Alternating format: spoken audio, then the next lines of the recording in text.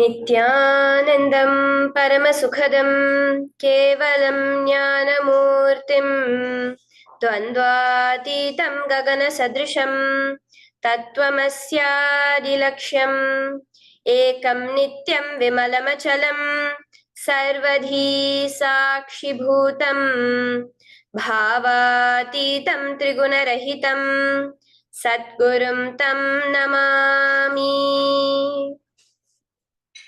Welcome to Nityananda Yoga, where we transcend the limits of conventional practice and dive deep into the source of our being, drawing from the original source of yoga itself.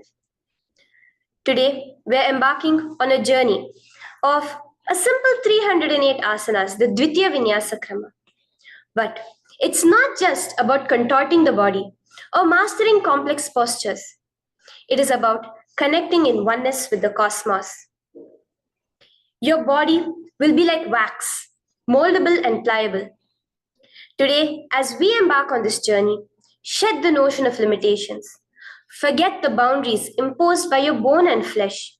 Instead, recognize yourself as the very source material of the cosmos, the consciousness from where we all come from. With each movement, you will not just be stretching muscles. You will be reaching into the depths of your consciousness. Visualize yourself as a sculptor, crafting your form with intention and precision. Want to grow 4 inches taller by the end of this session? Believe it, for your body is a wax waiting to be molded as per your intention. There is only one enemy towards this that we have built within each one of us. That is the parasites of negativity. Every muscle you have built in the moment of anger, of anxiety, of pain, of incompletion becomes the boundary of your consciousness. Today, we embark on a journey to detoxify ourselves, make us experience our original nature as divine. So as we go through these 12 components, which is so unique to Nityananda Yoga, from the original source, the Vedas and Agamas, remember, you are not bound by limitations. You are the creator of your reality. Embrace your true nature. Let us sculpt our beings into an epitome of strength, flexibility, and bliss. Welcome to a transformative experience like no other, Nityananda Yoga. There are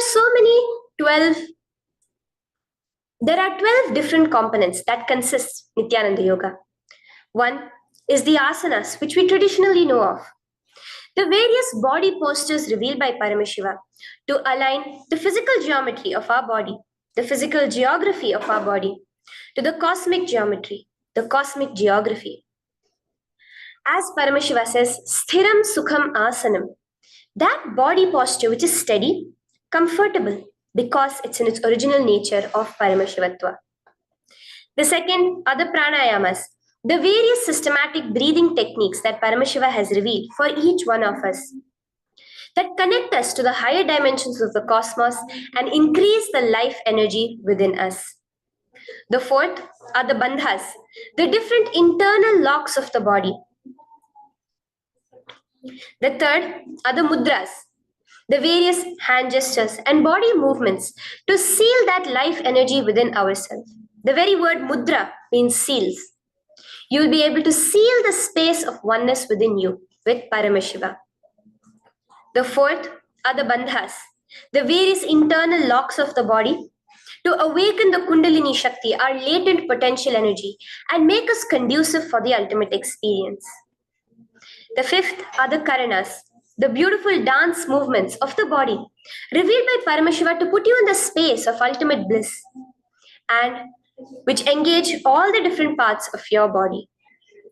The next are the visualizations. As Swamiji says, the intention with which you move your body manifests as your reality. As you hold the visualization within you of the various gods and goddesses of Kailasa, of the various beings of this universe, you manifest the powers of those beings within you. The next are the japas, the various powerful energy vibrations of the cosmos that you will be subtly repeating in your throat center that will cause your very DNA to be bound to the cosmos, to your consciousness with the highest frequency possible. The next are the pramanas, the chanting of the sacred mantras, the original source scripture of Hinduism that reveal the science of Nityananda Yoga, because as Swamiji says, yoga has a source and it is Hinduism. These original verses will manifest the vision Paramashiva had when he created yoga in each and every one of us. There are weights, which is an optional component, helps us to enhance our experience of Nityananda Yoga as revealed from the source scriptures of Hinduism. The next are the mandalas, the cosmic geometrical representation. The Shri Chakra, the Shri Yantra, which is the direct geometrical representation of the cosmos. When you keep that in front of you and gaze at it throughout your Nityananda Yoga, your body will fluidly just align itself to the cosmos. We have the Abharana, the Rudraksha, which we keep on our body, which acts as an energy battery, sucking in, storing the energy that we produce during this Nityananda Yoga and releasing it to us throughout the day to fuel our entire day with consciousness. The last but not the least are the Aushadas, the various sacred herbs that you can apply to, which can be infused with the thought current of Paramashvatva to manifest it within you. With this understanding, let us get right into the practice of Nityananda Yoga, which starts with invoking the presence of Paramashiva himself, the very being of Paramashiva, to witness our Nityananda Yoga today, with the chanting of the Shiva Mula Mantra.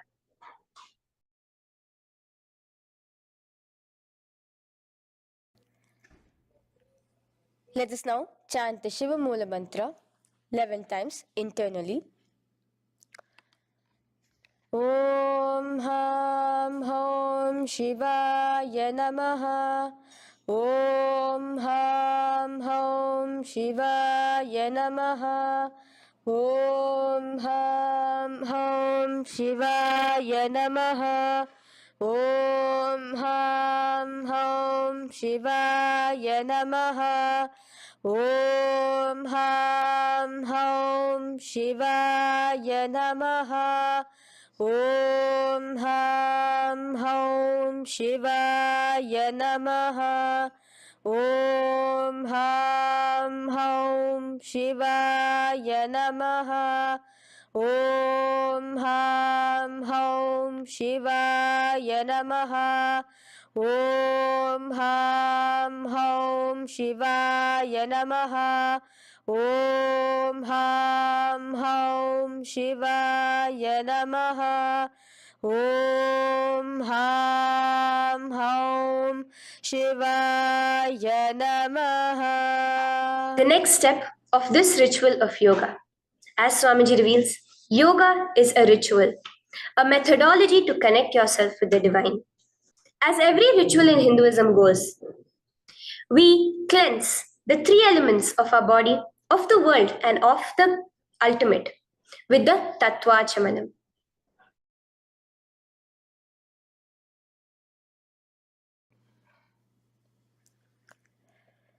The next is the Tattvachamanam. So now I request all the participants to have the Panchapatram and the Uddharani, the traditional cup and the spoon filled with some fresh water. Now,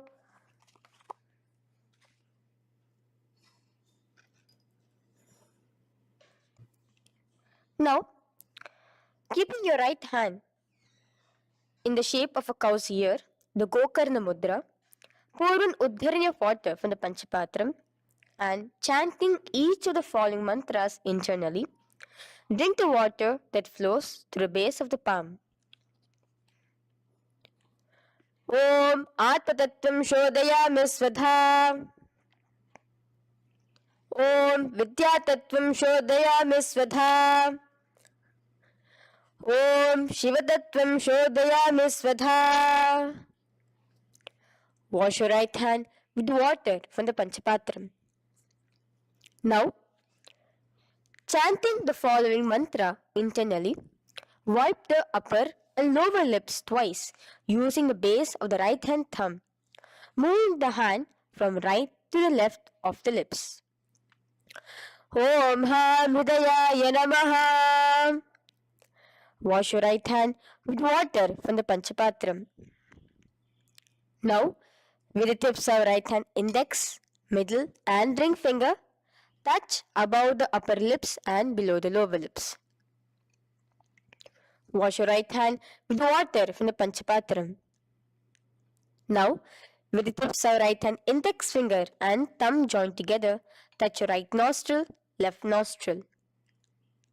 With the tips of right hand ring finger and thumb joined together, touch your right eye, right ear, left ear. Wash your right hand with water from the Panchapatram. Now, with the base of the right hand thumb and little finger, touch the navel, right chest, left chest.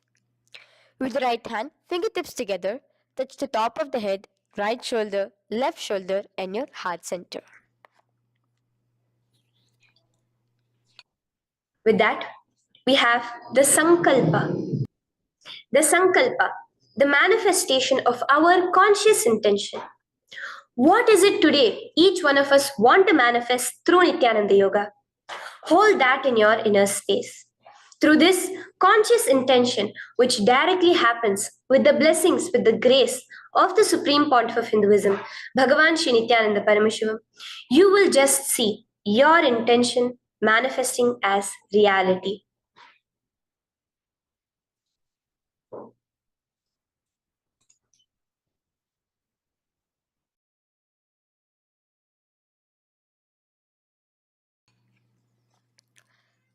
The next is the Sankalpa, the conscious resolution.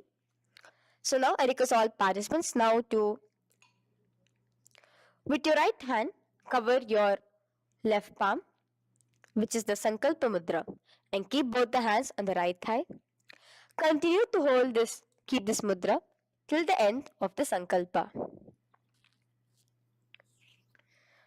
Om Mamopata Samasta Duritakshayaddvara Bhagavat Shri Nityananda Paramashiva Prityartham Shri Nityanandeshwari Paramashiva Shakti Sameta Shri Nityanandeshwara Paramashiva Prityartham Cha शुभे शोभने मुहूर्ते अध्ब्रह्मणः द्वितीयपराधे श्रीश्वेतवराहकल्पे वैवस्वतमन्वन्तरे अष्टाविंशतितमे नित्ययुगे प्रथमे पादे जम्बूद्वीपे भारतवर्षे भरतखण्डे मेरोः दक्षिणे पार्श्वे शखाब्दे अस्मिन् वर्तमाने व्यवहारिके प्रभवादीनां षष्ट्याः संवत्सराणां मध्ये शुभनाम संवत्सरे शुभायने शुभऋतौ शुभमासे शुभपक्षे शुभतिथौ शुभवासरयुक्तायां शुभनक्षत्र शुभयोग शुभकरण एवं गुणविशेषण विशिष्टायाम् अस्यां शुभदितौ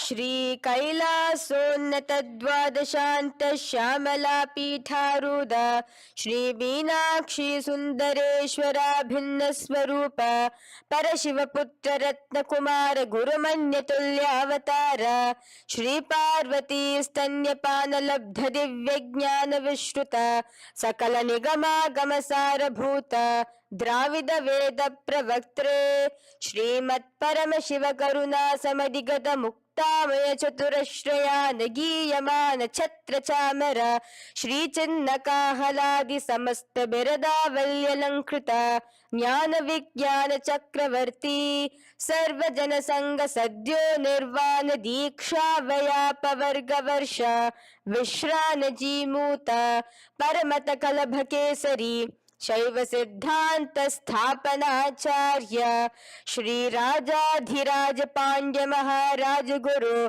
क्षपन शाक्यादि महांधकार निवारण ज्ञान भानु वीक्षणा नरहार ध्वजोच्छेदन पूर्वक श्रीमद वृषभध्वज स्थापक शैव समय कर्त्रे सर्वज्ञ पीठारूढ़ श्री जगद्गुरु श्री ज्ञान संबंध देशिक स्वामी वागीश सुंदर माणिक्य वाचक स्वामिनाम अवतार भूत श्री ज्ञान संबंध स्वामी पुनरुद्धृत श्यामला पीत सर्वज्ञ पीत त्रिनवद्युत्तर द्विशततम गुरु महासन्निधान अरुणगिरि योगीश्वर परंपरागत अरुणाचल सर्वज्ञ पीठ गुरु महासन्निधान कैलास परंपरागत कांची कैलास सर्वज्ञ पीठ त्रयस्त्रिंशदुत्तर द्विशततम गुरु महासन्निधान नित्योत्सव नित्य मंगल नित्य कल्याण नित्य रजित कैलास परंपरागत आदि कैलास नित्यानंद पीठ महासंस्थान महासिंहासन पीठ कर्त्रे साक्षात् श्री परम शिव समुद्भूत कैलास परंपरागत वैवस्वत मुनि इक्ष्वाकु हरिश्चंद्र भगीरथ श्रीरामचंद्र सूरसेन इत्यादि अनवच्छिन्न सार्वभौम चक्रवर्ती परंपरागत चतुष्षष्टि योगिनी मंडित चतुष्षष्टि संप्रदाय प्रवर्तक मनुधर्म शासन सूर्यवंश प्राप्त सर्वज्ञ पीठ सुरांगी साम्राज्य मूढ़ाभिषिक्त चूड़ामणे साक्षात् श्री परम शिव समुद्भूत कपिल महागुरु पुनरुद्धृत महानिर्वाणी पीठ अष्टोत्तर सहस्र श्री महामंडलेश्वर साक्षात् श्री परम शिव समुद्भूत श्री महागणपति समारंभ अनवच्छिन्न पीतादीश्वर गुरु परंपरा प्राप्त अतल पीता अष्टोत्तर सहस्रतम अष्टोत्तर सहस्र श्री अतल पीताधीश्वर धर्म मुक्ति स्वर्गपुर स्वर्ण पीता त्रयोविंश गुरु महासन्निधान कैलास परंपरागत आदिपीठ सर्वज्ञ पीठ जगद्गुरु श्री कैलास पुनरुद्धारक श्री कैलास परमाचार्य श्रीमत् परमहंस परिव्राजकाचार्य वर्य सच्चिदानंद प्रणव स्वरूप श्रोत्रिय ब्रह्मनिष्ठ श्रीमद् जगद्गुरु श्रील श्री भगवत श्री नित्यानंद परम शिव श्री ज्ञान संबंध देशिक परमाचार्य स्वामिनां प्रीत्यर्थम तेषां पादारविन्दयोः भक्ति सिद्ध्यर्थम गुरु कृपा कटाक्ष सिद्ध्यर्थम क्षेम स्थैर्य वीर विजय आयुरारोग्य ऐश्वर्यानाम् अभिवृद्ध्यर्थम धर्मार्थ काम मोक्ष चतुर्विध फल पुरुषार्थ सिद्ध्यर्थम समस्त दुरितोपशांत्यर्थम समस्त मंगलावाप्यर्थम भगवत श्री नित्यानंद परम शिव प्रसादेन सकुटुंबस्य ज्ञान वैराग्य जीवन मुक्ति प्राप्त्यर्थम भगवत श्री नित्यानंद परम शिव कृपा कटाक्षेण पूर्ण आरोग्य युक्त दृढ़गात्र यौगिक शरीर सिद्ध्यर्थम परम शिव शक्ति आविष्करणार्थम नित्यानंद योगाभ्यासं करिष्ये. Now wash your right hand with water from the Panchapatram. Om apaupasprisya. Now, let's get started with the asanas. Okay? Sit first in a cross-legged position on the ground in Sukhasana. Bring your hands into the Bindu Mudra with your thumbs and index fingers touching each other. Place it on top of your knees. Here we have the Kumbhaka, the pranayama of Samana Kumbhaka. As you inhale and exhale, visualize flames licking up your spine.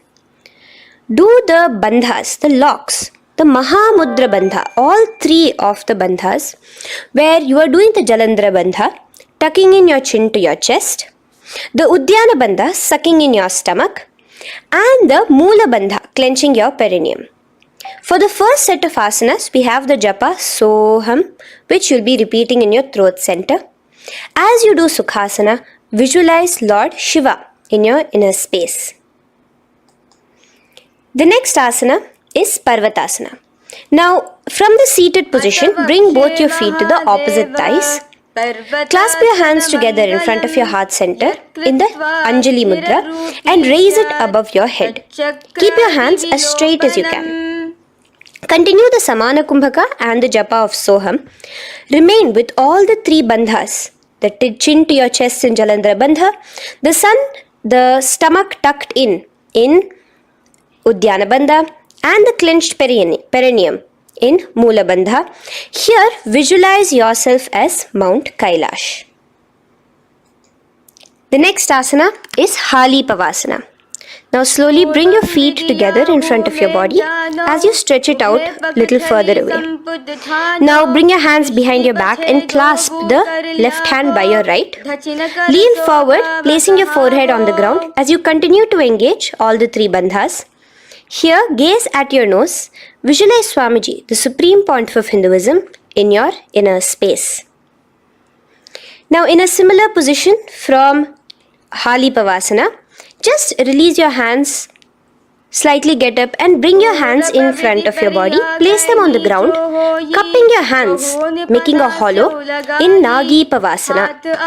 Visualize yourself as a snake, gazing at your nose. Continue the japa, the pranayama, and all three bandhas engaged. Now, raise up. This is Kokilasana. Hold your big toes with your index and middle finger in the Prana Mudra. Stretch your legs straight out and upwards. Cross it into Padmasana. Bring it to your opposite thighs. Lean forward and down onto your elbows. Again, tuck your chin into your chest, suck in your stomach, and clench the perineum in the Mahamudra Bandha. Visualize yourself as a bird in Kokilasana. The next is Neti Asana. Now, raise up again. Bring one ankle to the top of the opposite knee. Hold the elbows with your hands. Hold the respective elbows with the opposite hands. Again, engage all the three bandhas and rotate your arms in a circular motion. Keep the spine completely straight and gaze towards your nose. Visualize Swamiji, the Supreme Pontiff of Hinduism, in your inner space. Next is Gajasana. Press your hands onto the ground. You can bring your feet a little back as you raise yourself up, your hips up high. Lower your head and then chest, scooping your body forward again and again. Here, engage the Udyana Bandha, where you suck in your stomach along with the Moola Bandha, clenching the perineum. Visualize yourself as an elephant. Gajasana. Now stop the movement slowly. In another dynamic asana, which is Rikshasana, you will start alternatively pressing the heel of one foot onto the ground while lifting the other heel up. Repeat this again and again. The next is Vaishyasana. Now slowly come to a standing position. Stand tall on the tips of just your big toes. Keep your head neck straight line. And bring the middle, index and ring fingers to your heart in the Hridaya Mudra. Continue engaging the Udyana Bandha. Visualize Swamiji in your inner space. Here we have a very interesting movement, which is the Karanas, the dance movements. So the first Karana is Urdhva Janu Karana, which literally means the raised knee. So now stand in the Aramandi position, which is your heels touching together, the toes facing outwards, almost at a 45-degree angle. Bend your knees low And keep both your hands at your chest, elbows parallel to the ground. Twist one knee towards the center of your body. Raise it up, back across the body back to the original position. Simultaneously with the leg movement, follow it with your respective hand, up and across the body. Repeat this alternatively on both sides. Now, in Balalingasana, come back to a standing position straight and interlace your fingers from outside in. This is the Sarva Vashankari Mudra. Hold on to your knee, pulling it up towards your chest. Pull it tight. Continue to keep your spine straight. Engage all the three bandhas, the Jalandhara Bandha, the Udyana Bandha and the Moola Bandha. As you are holding your knee, visualize yourself holding, caressing a baby. Balalingasana. The next asana is Pada Pidanasana. Now the same foot which is raised, clasp it with your hands and pull it behind towards your body, holding it with both your hands. Again, engage all the three bandhas, standing tall. Visualize Swamiji, the supreme pontiff of Hinduism, in your inner space.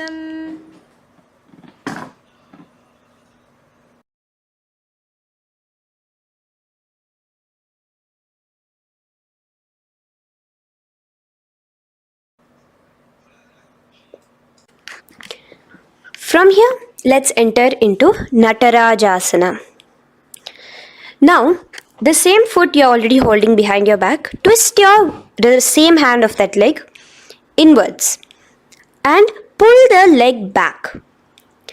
Extend the opposite hand forward with the index and thumbs together, again in the Bindu Mudra.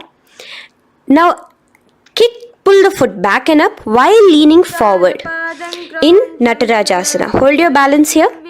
Here you will be engaging only the Moola Bandha, visualizing yourself as Lord Nataraja, the Lord of Dance.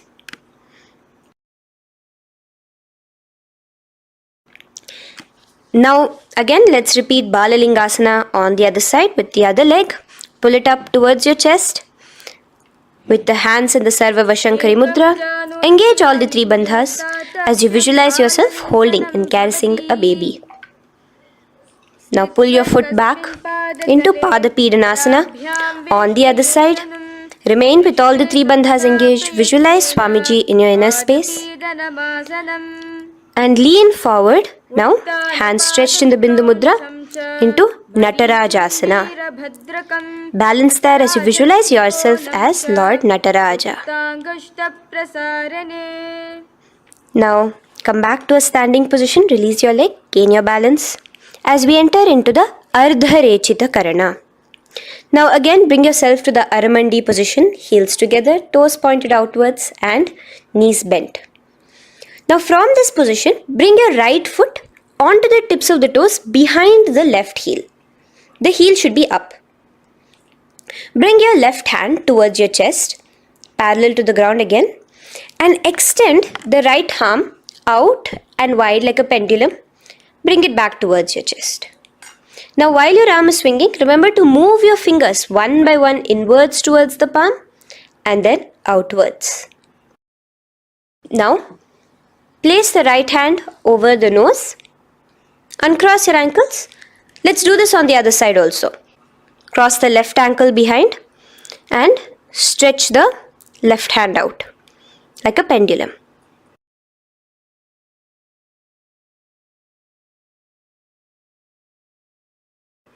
Bring it to your nose and cross the ankles. Now let us enter into the skeleton dance. It's a very powerful meditation. It cleanses the muscle memory. Any patterns which are there within your muscle memory can be completely wiped out through this skeleton dance. Just 2 simple steps. Now stand straight, visualize yourself as a skeleton. You can close your eyes. Just visualize yourself as pure bones. There are no muscles, no veins, no nerves, tissues, organs, nothing. Just bones, a skeleton form. And shake your body intensely. As a skeleton, you are moving yourself wildly, intensely. Just shake it all out. Move your hands, move your legs, your head. Let there be no bone in your body untouched. Just move it. Move wildly. Shake, shake. Literally feel yourself throwing all the patterns out of your system with the intensity of your shaking.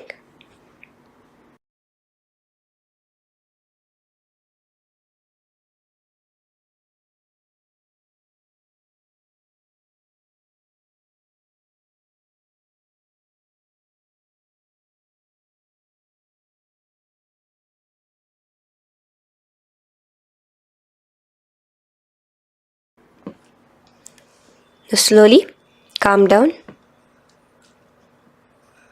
Take a few steps, gain your breath back.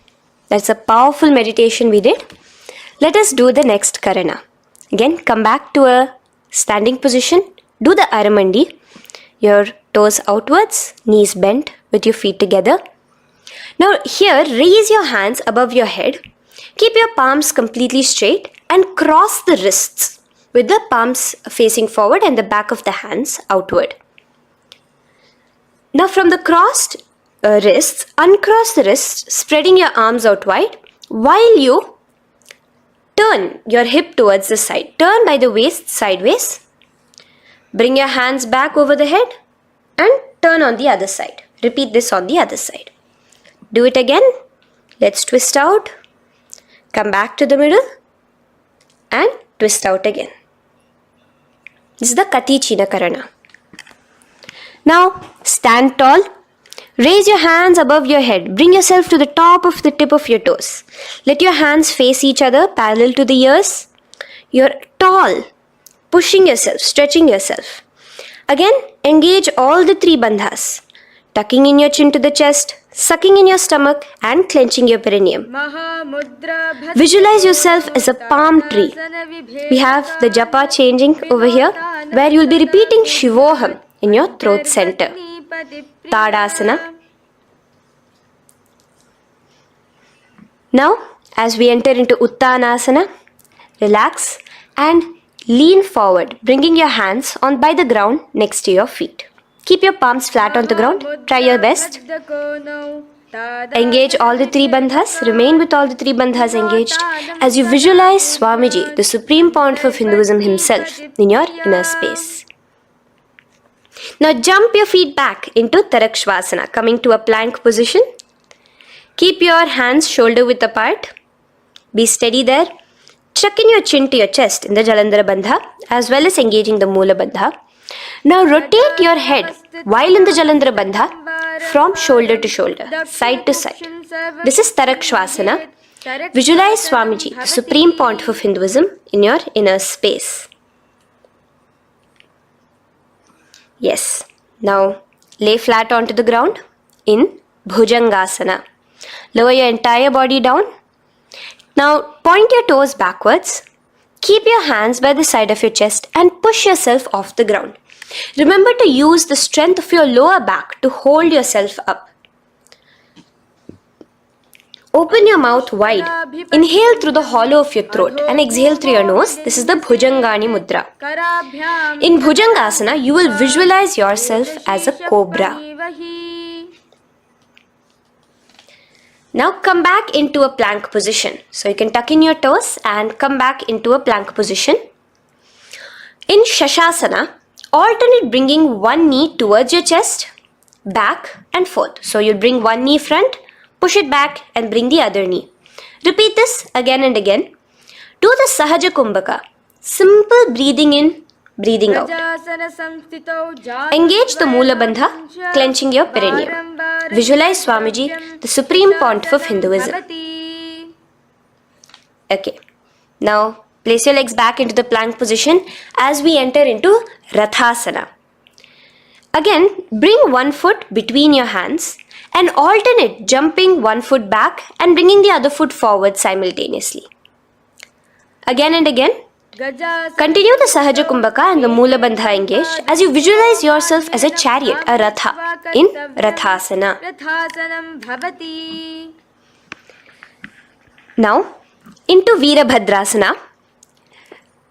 remain one leg in between your hands. So as you jump, one leg comes between your hands, stop in that position, one leg stretched back, and raise yourself up into a standing position. So the front foot will be pointing forwards and bent at a 90-degree angle. The knee will be bent at a 90-degree angle. The other leg, which is extended back, the foot will be pointed sideways at a 45-degree angle. Now raise your palms, hands up, parallel beside your ears. Do the Uddiyana Bandha along with the Mula Bandha, pulling in your stomach in. Gaze towards your third eye as you visualize yourself as Lord Veerabhadra. Now relax down, switch your legs around, and let us do Veerabhadrasana on the other side. Stretch your hands up, gaze towards your third eye, suck in your stomach in the Uddiyana Bandha, and visualize yourself as Lord Veerabhadra. Okay, bring your feet together now. Let us move into Vrikshasana. Now stand tall, gain your balance here slowly. Bring one foot towards the inner thigh. Bring your palms together, raise them up above your head in the Anjali Mudra. Keep your elbows as straight as you can. Again, continue the Uddiyana Bandha, sucking in your stomach. Gaze forward, hold your balance, visualize yourself as a tree, the stability of a tree in Vrikshasana. Now, slowly bring your hands down. Now the foot which is in your inner thigh, bring it towards the opposite, to the root of the opposite thigh.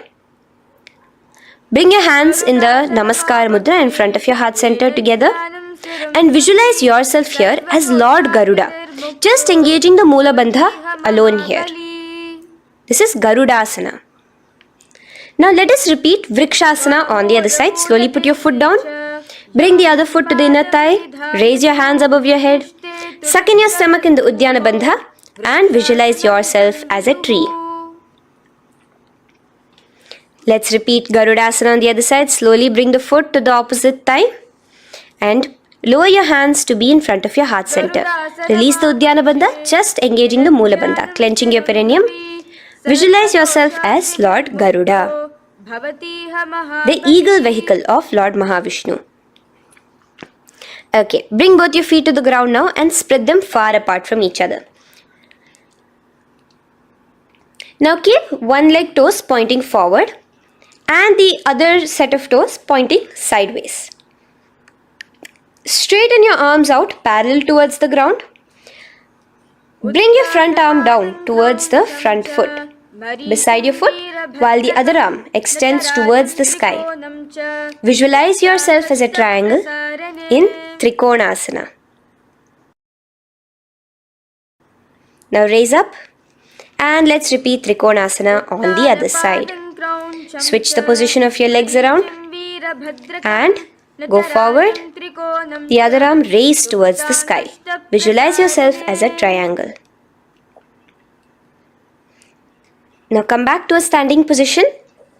Bring your feet together. We are having another Karana, the Nikuttaka Karana. Bring yourself to the Aramandi position. Feet together, knees out wide. Here now bring your hands towards your chest, but keep both your palms parallel towards each other. Bring your right foot onto the toes with the heels up. And simultaneously bringing the right hand towards the top. Now drop the right foot, simultaneously lifting the left foot onto the toes and switch the hands position. Now the left hand is on the top and the right hand is on the bottom. Repeat and let us do this repeatedly. Okay, relax now, come back to a straight position and sit down onto your toes. Sit on your heels with your toes on the ground, knees raised up off the ground, together in front of you in Angushtasana. Bring your hands together in the Namaskara Mudra in front of your heart center. We have a very interesting pranayama over here, which is the Bhramari Kumbhaka, where you will be subtly buzzing like a bee as you do this asana. The japa we will be entering into is Sadashivoham. In Angushtasana, engage the Mula Bandha as you visualize Swamiji, the Supreme Pontiff of Hinduism, in your inner space. Now in the same position, slowly bring your hands to the ground. Balance yourself as you stretch one foot forward, sitting on the heel of one foot and the other foot stretched forward, toes pointed upwards. Bring your hands to the Vara Mudra, just the tips of the finger on the ground while the palm faces forward, both your hands. Continue to engage the Mula Bandha, clenching the perineum as you visualize Swamiji, the Supreme Pontiff of Hinduism, in your inner space. Now, stretch, the leg is stretched forward, right? Stretch the same hand, the respective hand forward and clasp onto the big toe of that foot in the Prana Mudra with your index and middle fingers. The other hand, bring it to the back of the respective heel in Vidhunanasana as you visualize Swamiji in your inner space.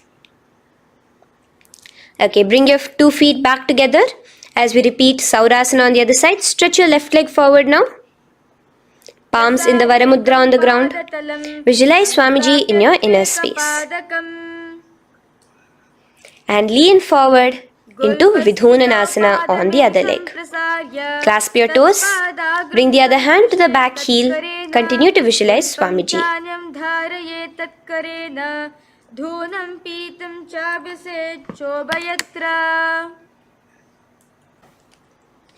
Now bring your 2 feet back together as you continue to sit on the heels, getting a nice toe workout here. Balance on your toes, bring your knees together in front of you. Now place your palms on top of the respective knees with the hands facing upwards, the palms facing upwards. Leave a slight gap between your palms and knees. As you gaze forward, engage the Jalandhara Bandha, tucking in your chin to your chest, and look between the gap between your hands. Brahma Jurankushasana. The next is Kapilasana. Now spread your knees wide and place them onto the ground. Keep your hands on the respective knees. Pull your stomach in and up in the Uddiyana Bandha. Gaze towards your nose as you visualize yourself as Maha Kapila Muni, the first man that ever started thinking. In the same position, just release that Uddiyana Bandha. Release the lock of the stomach, but continue to clench your perineum in Mula Bandha as you switch your gaze to your third eye.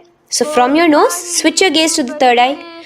Visualize Swamiji, the Supreme Pontiff of Hinduism, in your inner space. Bhadra Gorakshasana. Next is Suryasana. Now, your toes are tucked. Just lift your knees off the ground, wide apart. Bring your hands together in the Padma Mudra with the little fingers and thumbs joined together. Engage the Uddiyana Bandha, suck in your stomach and raise your hands up tall above your head.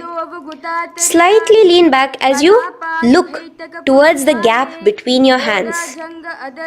Visualize Lord Surya in your inner space. Now relax, slowly bring your hands to the ground. Sit on top of your heels, the toes flat. Here, keep your hands on top of your knees and lift your tongue up against the roof of your mouth in the Manduki Mudra. Do the Sahaja Kumbhaka, simple breathing in and out. Engage the Mula Bandha, clenching your perineum. With the Japa Sadashivoham, repeating in your inner space, here you will visualize yourself as a frog in Mandukasana. Your tongue pressed against the upper palate. Is your frog-like tongue catching the nectar of immortality dripping from your Sahasrara Chakra? Gaze towards your third eye in Mandukasana. Now from here itself, moving into Uttana Mandukasana. Just bring your hands to the opposite shoulders, remaining in the same seated position. Continue with the Uddiyana Bandha engaged, gazing at your third eye. The Manduki Mudra, tongue pressed against the top of your palate, visualizing yourself as a frog in Uttana Mandukasana. Slowly bring your hands out from behind your back. Now slightly raise up and cross your ankles behind you. Sit on top of your crossed ankles. Keep your knees wide and your fingers spread on the top of your knees, both your hands. Open your mouth wide and stick out your tongue, exhaling forcefully. Gaze at the tip of your nose. Repeat this several times because you're visualizing yourself as a lion in Simhasana. The next asana is Bhadrasana. Now you can release yourself and uncross your ankles. Just keep your toes crossed behind you. Again, sit on top of your heels, keeping your knees wide apart. Cross your hands behind your back, hold on to the big toes in the Prana Mudra with your index and middle fingers. Apply the Jalandhara Bandha, tuck in your chin to your chest along with the Mula Bandha, sucking in your perineum. As you gaze towards your nose, here, resume the Brahmari Kumbhaka, buzzing like a bee subtly in your inner space as you visualize Swamiji, the supreme pontiff of Hinduism, in your inner space. Now, bring your hands out from behind you. As you bring yourself to a squatting position. Keep your feet flat onto the ground as close together as possible, but your knees opened wide. Bring your body in between your knees, your torso in between your knees, and take your arms in and around your knees towards the back, clasping your fingers, interlacing your fingers behind you in the Parashu Mudra. Gaze towards your nose. Visualize yourself as a crow in Kakabhusandhi Asana. The next asana is Kani Pavasana. Unclasp your hands and place them flat onto the floor. Keep them shoulder width apart for good balance. Now, slowly bring your knees to the back of your arms, above the elbows. Lean your chin forward and down. Keep your gaze steady as you lift your feet off the ground.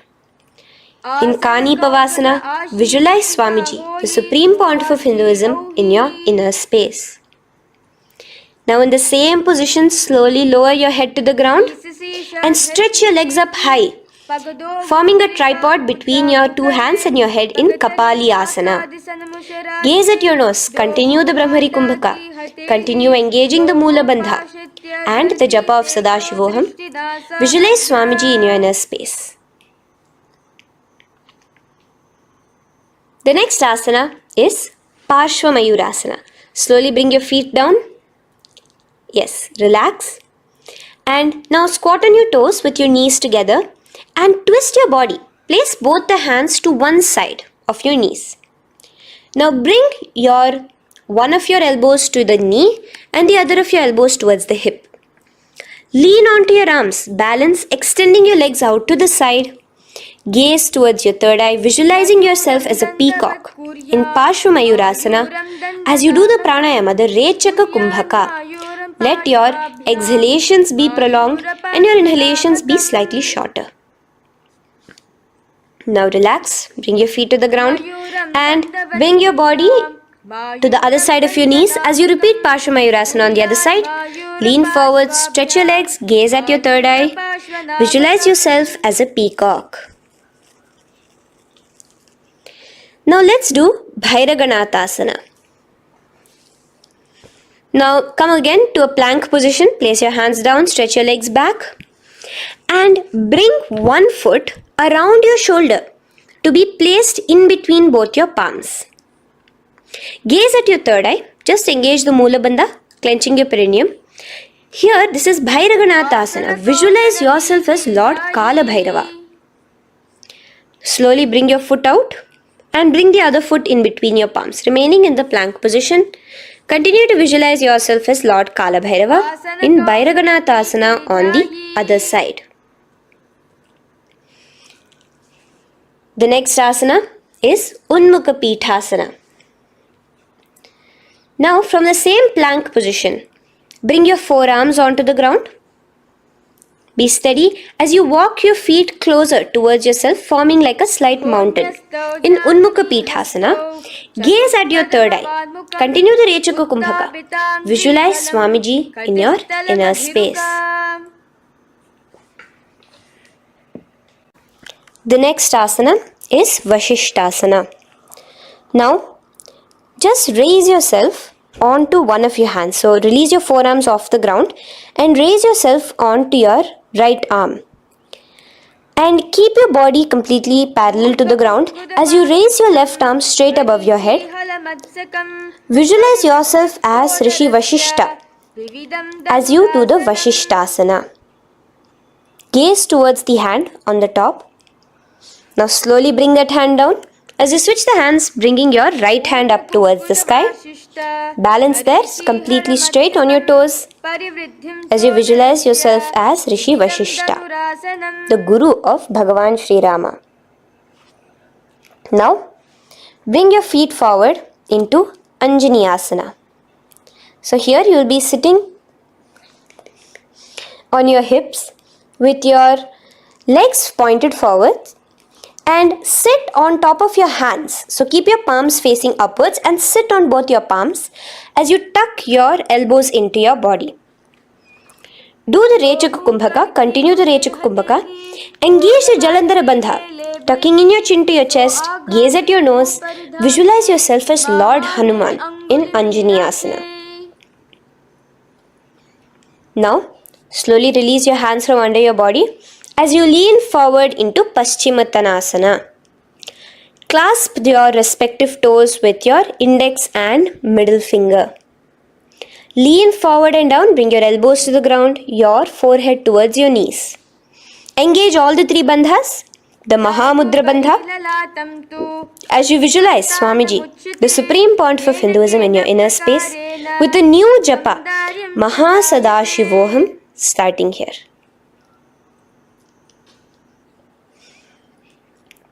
The next is Ugrasana.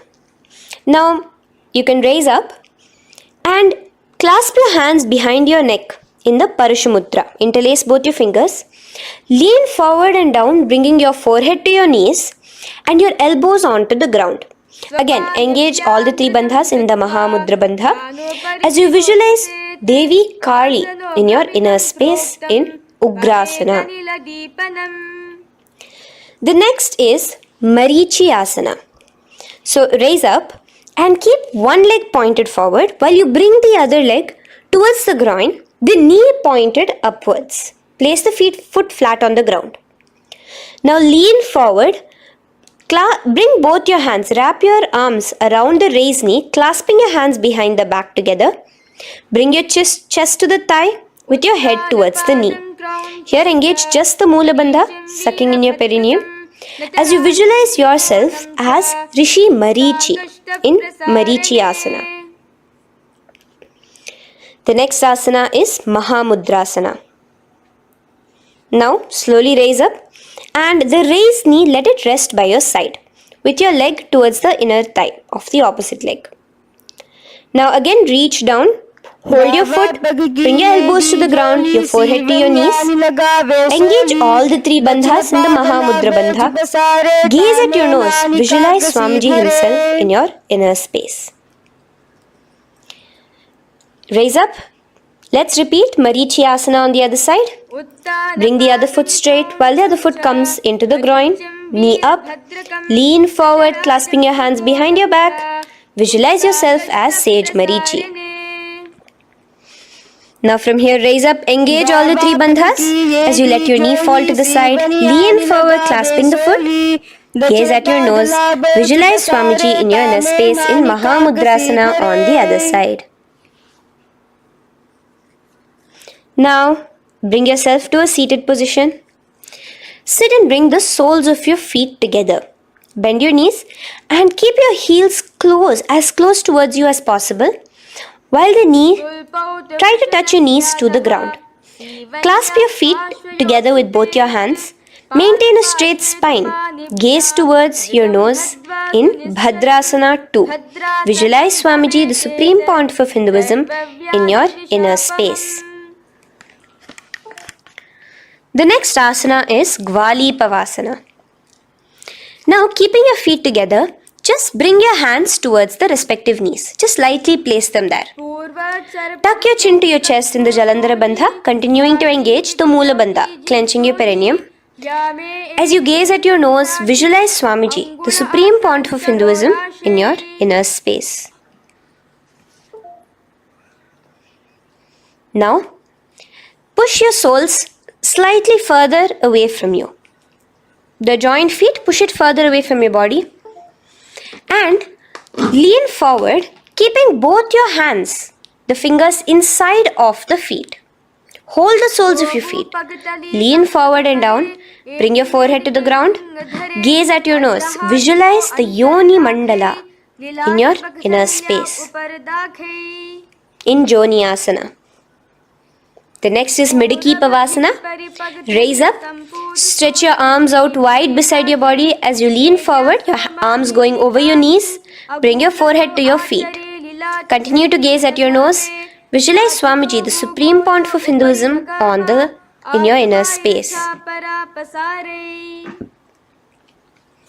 Now, in Siddha Samadhi Asana, raise yourself up.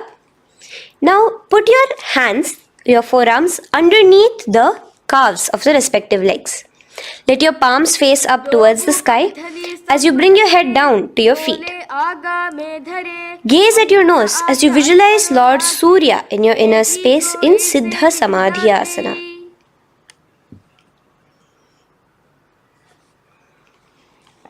The next asana is Pavasana. Raise up now. Bring both your feet together in front of you. Bring your feet back close to your body. Now place your hands underneath both the feet and pull your feet open like a book facing towards the sky. Both your feet. Press your elbows onto your thighs near the knees and gaze towards your nose, visualizing Swamiji in your inner space in Pavasana. Giving yourself a nice stretch. Now release your feet and bring your hands to the respective knees. Gently push down on your knees, pushing it towards the ground.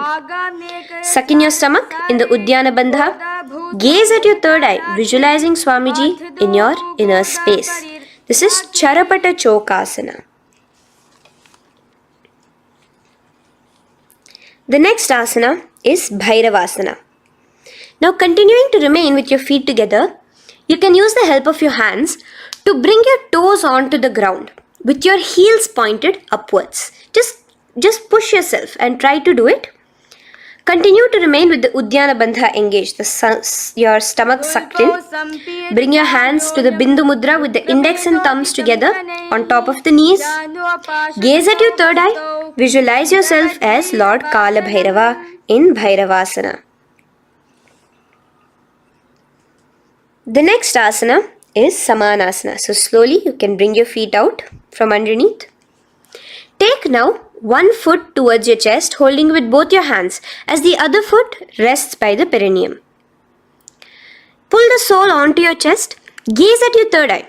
Visualize yourself holding the breath in the Mooladhara Chakra, the Chaturdala, the 4-petal lotus of your body. Gaze at your third eye. Visualize Swamiji, the supreme point of Hinduism, in your inner space in Samanasana. From here, let's move into Apanasana. Now, the foot that you have towards your chest, just bring it over your shoulder and place both your palms onto the ground beside you. As you lift the leg by your perineum, stretch it out and lift it up high into the sky in Apanasana. Gaze at your third eye, visualizing Swamiji in your inner space. Let's repeat Samanasana on the other side. Bring your foot down. Clasp the other foot towards your chest. Gaze at your third eye, visualizing Swamiji in your inner space. And bring the foot onto your shoulder as we repeat Apanasana on the other side. Stretch your leg out straight in front of you, up high towards the sky, gazing at the third eye, visualizing Swamiji in your inner space. Mukhasana. Now, sitting in a seated position, cross one leg over the other, like over, and align the knees together at the center of your body and the feet by the opposite hips.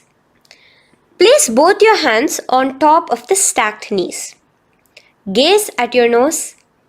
Here we have a beautiful pranayama, very cooling pranayama, which is the Sheetkari pranayama, where you will be inhaling through your clenched teeth with your tongue pressed against behind your teeth and exhaling through your nose, creating a hissing sound. The japa will be for the next sequence of asanas. Om Nityanandoham. Visualize the face of a cow in Gomukhasana. Now keep your knees crossed. From the knees, bring your hands towards the respective toes on the side of the body. Clasp the big toe in Pranamudra. Suck in your stomach in the Uddiyana Bandha. Visualize yourself as Rishika Anasuya in Anasuyasana. Now in Anasuyasana 2, just bring your hands behind your back, clasped together, interlaced fingers in the Paramashivoham. Lean forward and down. Try to bring your nose to touch the ground in front of you. Just visualize yourself as Rishika Anasuya and gaze at your nose. Anasuyasana 2. Raise yourself up now. Now bring one foot towards the perineum, knee resting on the ground. Raise your other foot with the foot in front of the lying down foot, knees pointed upwards towards your chest. Place your hands on the respective knees. Keep your spine tall, chest out. Gaze at your nose. Visualize yourself as Lord Garuda, the eagle vehicle of Bhagavan Mahavishnu. Garudasana 2. From here, moving into Naradasana. Now, keep both your hands, bring both your hands behind your neck and clasp them in the Parashamudra. Interlace your fingers behind your neck. Twist outward of the raised knee. Just keep your whole body outside of the raised knee. Gaze towards your third eye, visualizing yourself as Devarishi Narada in your inner space. From Naradasana, let's enter into Matsya Pithakasana.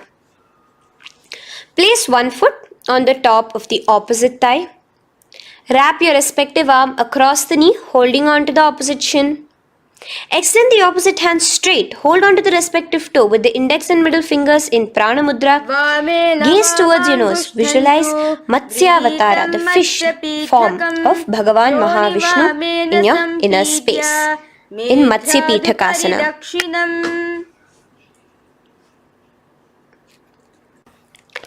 From there, let's repeat the Gomukhasana and the rest of the asanas on the other side too. So slowly you can cross your knees over to the other side in Gomukhasana. Keep your hands on the top of your knees. Gaze at your nose as you visualize the face of a cow in Gomukhasana. Continuing into Anasuyasana on the other side, bring your hands to your toes. Suck in your stomach in the Uddiyana Bandha. Gaze at your nose, visualize yourself as Rishika Anasuya. And lean forward, bringing your hands behind your back in Anasuyasana 2. Interlace your fingers in the Parashamudra. Continue to gaze at your nose, visualizing yourself as Rishika Anasuya. As you relax the Uddiyana Bandha, just clenching the Mula Bandha alone. Raise up, bring your feet together in front of you as we enter into Garudasana 2. Place your hands on the respective knees. Stay straight. Visualize yourself as Lord Garuda as you gaze towards your nose. And twist your body out of the raised knee, hands clasped in the Parashamudra behind your neck. Gaze at the third eye, visualizing yourself as Devarishi Narada. And bring the foot to the opposite thigh as we enter into Matsya Pithakasana on the other side. Clasp your toe in Prana Mudra. Gaze at your nose, visualizing Matsya Avatara, the fish avatar of Lord Vishnu in your inner space. Now let's enter into Matsyendrasana. Remaining in the same position with one foot on the opposite thigh, place the other foot on the ground on the far side of the other thigh. Twist. Bring your elbow outside the raised knee. Keep the raised arm by your neck. Turn backwards. Gaze towards your third eye. The other hand straight out. Visualize Matsyendranatha, the great Rishi and master of Hatha Yoga in your inner space. Just switch your hands around. Straighten the hand that was originally bent and bend the other hand towards your neck. As we enter into Kubhasana, visualize yourself as a camel. Continue to gaze at your third eye. Now, straighten out both your hands straight out in the same position. Continue to gaze at your third eye, visualizing Matsyendranatha, the master of Hatha Yoga in your inner space. Now, slowly take your foot off from the thigh. As we enter into Matsyendrasana on the other side, bring the other foot to the thigh. Place the other foot on the far side. Twist, bringing your elbows outside of the raised knee, hands on the head. The other hand stretched out back. Twist, gazing at your third eye. visualize Matsyendranatha in your inner space. Switch the hands around as we enter into Kubhasana. On the other side, remember to visualize yourself as a camel. Now stretch both your hands out in Matsyendrasana 2 on the other side. Visualize Matsyendranatha in your inner space. Now, with one leg on the thigh, bring the other foot too to the opposite thigh in Padmasana. Place your palms on the respective knees. Engage all the three bandhas in the Mahamudra Bandha, tucking your chin to your chest, sucking in your stomach and clenching your perineum. We have a new pranayama here, which is the Shitali Kumbhaka, where you will continue to inhale through the teeth without creating the hissing sound, and exhale through your nose. A new japa of Om Nityananda Mahasadashivoham starts here. Gaze at your nose in Padmasana, visualizing yourself as Bhagavan Paramashiva. Now, keeping your legs in the same position, just cross your hands over each other, clasping onto the toes with your index and middle fingers in the Prana Mudra. Gaze at your nose, visualize yourself as Devi Parvati, the consort of Lord Paramashiva in Padmasana 2. Now, uncross your hands. Take your hands and insert it into the gap between your thighs and your calves. Put both your hands within and pull it out on the other side. As you balance on your hands, lifting your whole body off the ground, visualize yourself as a rooster in Kukkutasana. Now relax. Take your hands out from inside your feet as we enter into Baddha Keki Asana. Place your hand onto the ground as you raise up on your knees. Place your palms on the ground, fingers pointing towards the legs. Now keep your elbows together, pressed against your navel. Slowly lean forward, balancing, and extend your knees off the ground, visualizing Swamiji in your inner space. In the same position, stretch your legs out behind you. In Mayurasana, visualize yourself as a peacock. Hold your balance. Relax now. Yes, relax flat onto the ground into Makarasana. Lay down completely flat. Keep your feet pointing outwards, far away from each other. Place your forehead on the mat. Interlace your fingers behind your neck in the Parashumudra. Just relax, visualizing yourself as a crocodile as we go back to the Sahaja Kumbhaka, the simple breathing in, breathing out. Just keep the Moola Bandha alone engaged.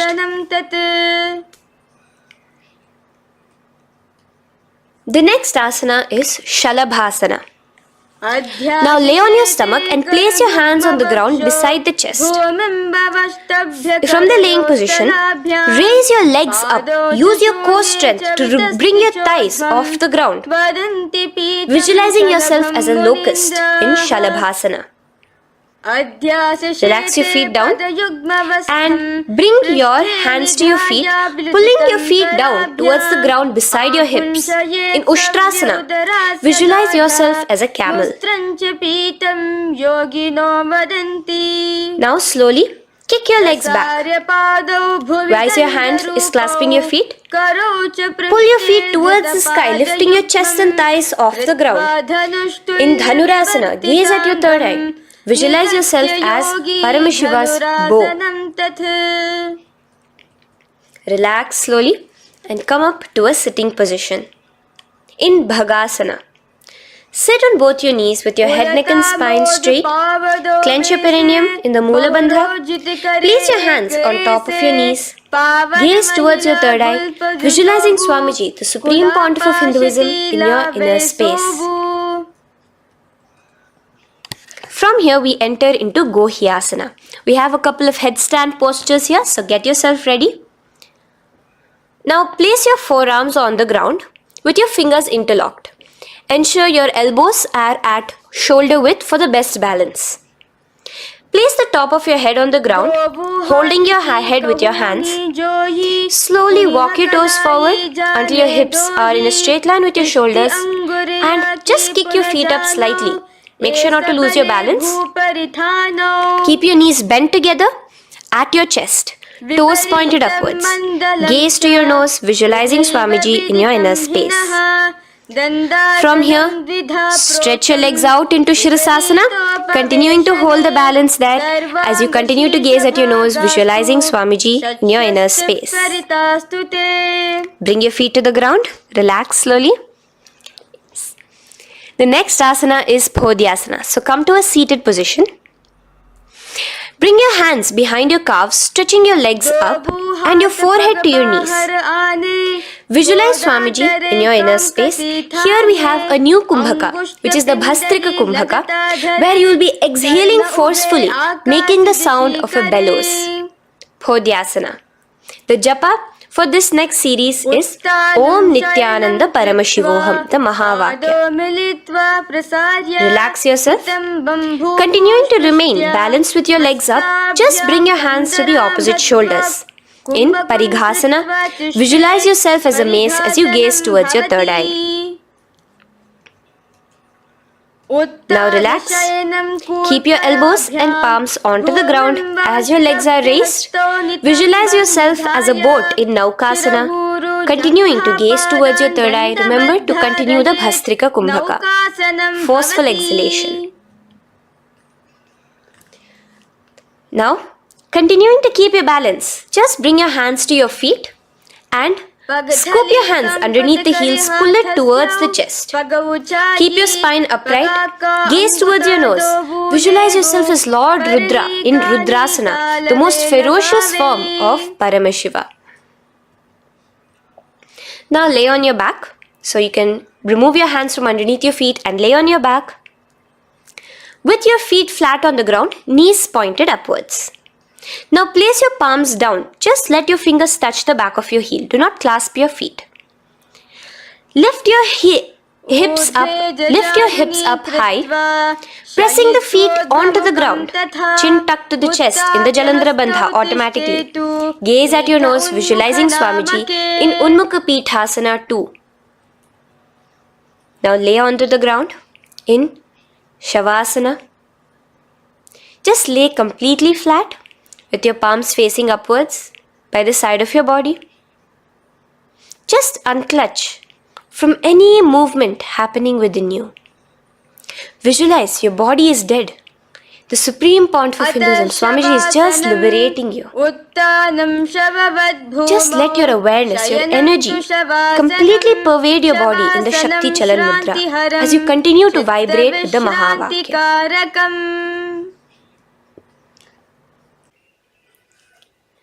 Roll over to one side and come to a seated position. Feel the life entering your body back. In a seated position, let us get continued with the sequence. We have 200 asanas more to go, starting with Yathasanishtasana. In Yathasanishtasana, sit in any posture you are completely comfortable in. Bringing your hands into the Bindu Mudra with the thumbs and index touching. Start off with the Samana Kumbhaka. As you're inhaling and exhaling, feel flames licking up your spine. Clench your perineum in the Moola Bandha with the japa Om Nityananda Paramashivoham for the remaining of the sequence. Visualize Swamiji in your inner space. From here, moving into Samasana, where you bring your feet to a cross-legged position. Keep your hands on your knees with the thumbs and index touching in the Bindu Mudra. Just inhale and exhale as you visualize Swamiji in your inner space. The next is Muktasana. Press your left foot against your genital region. Place the right foot on top of your left. Keep your hands facing downwards on top of your knees. Sit straight, gazing towards your nose. Visualize yourself as a sage liberated by Swamiji himself. Now, continue to remain in the same position as we go into Siddhasana, where your gaze will be switching from the nose to your third eye. Continuing to visualize Swamiji in your inner space, ensure the Moola Bandha, the perineum, is locked. In Siddhyasana now, continuing the same position. Engage all the three bandhas. Sucking in your stomach, bringing your chin to your chest in the Mahamudra Bandha. Switch the gaze to the ground in front of you from your third eye. Visualize Swamiji in your inner space. Now, relax the Udyana Bandha and Jalandhara Bandha. Just keep the Moola Bandha, the perineum alone clenched, as we enter Rudrasana 2, where your legs will remain in the same position, just your hands alone from resting on your knees will turn around to the Bindu Mudra, the thumbs and index touching. Gaze towards the third eye, visualize yourself as Lord Rudra, the fierce dimension of Paramashiva. The next is Santadhunasana. Keep your hands in the Bindu Mudra, your legs crossed in the same position as you switch your gaze from your third eye to your nose, visualizing Swamiji, his tranquility, unshakable nature. Now, relax the Bindu Mudra, keep your legs in the same position, and bring your hands to your navel, cupping one palm over the other in the Samputa Mudra. It looks sort of like a lotus bud. Continue to visualize Swamiji in your inner space in Siddhasana 2. The next asana is Bandha Yoni Asana. Maintaining one heel over the other in the same position of the legs, bring your hands to your face in the Shanmukhi Mudra. So just listen carefully now. Bring your little fingers beneath the bottom lip of both hands. Your ring fingers above your upper lip. Your middle fingers closing your nose, your nostrils. Your index finger covering your eyes. And your thumbs pressed into your ears. This is Bandha Yoni Asana, visualizing Swamiji in your inner space.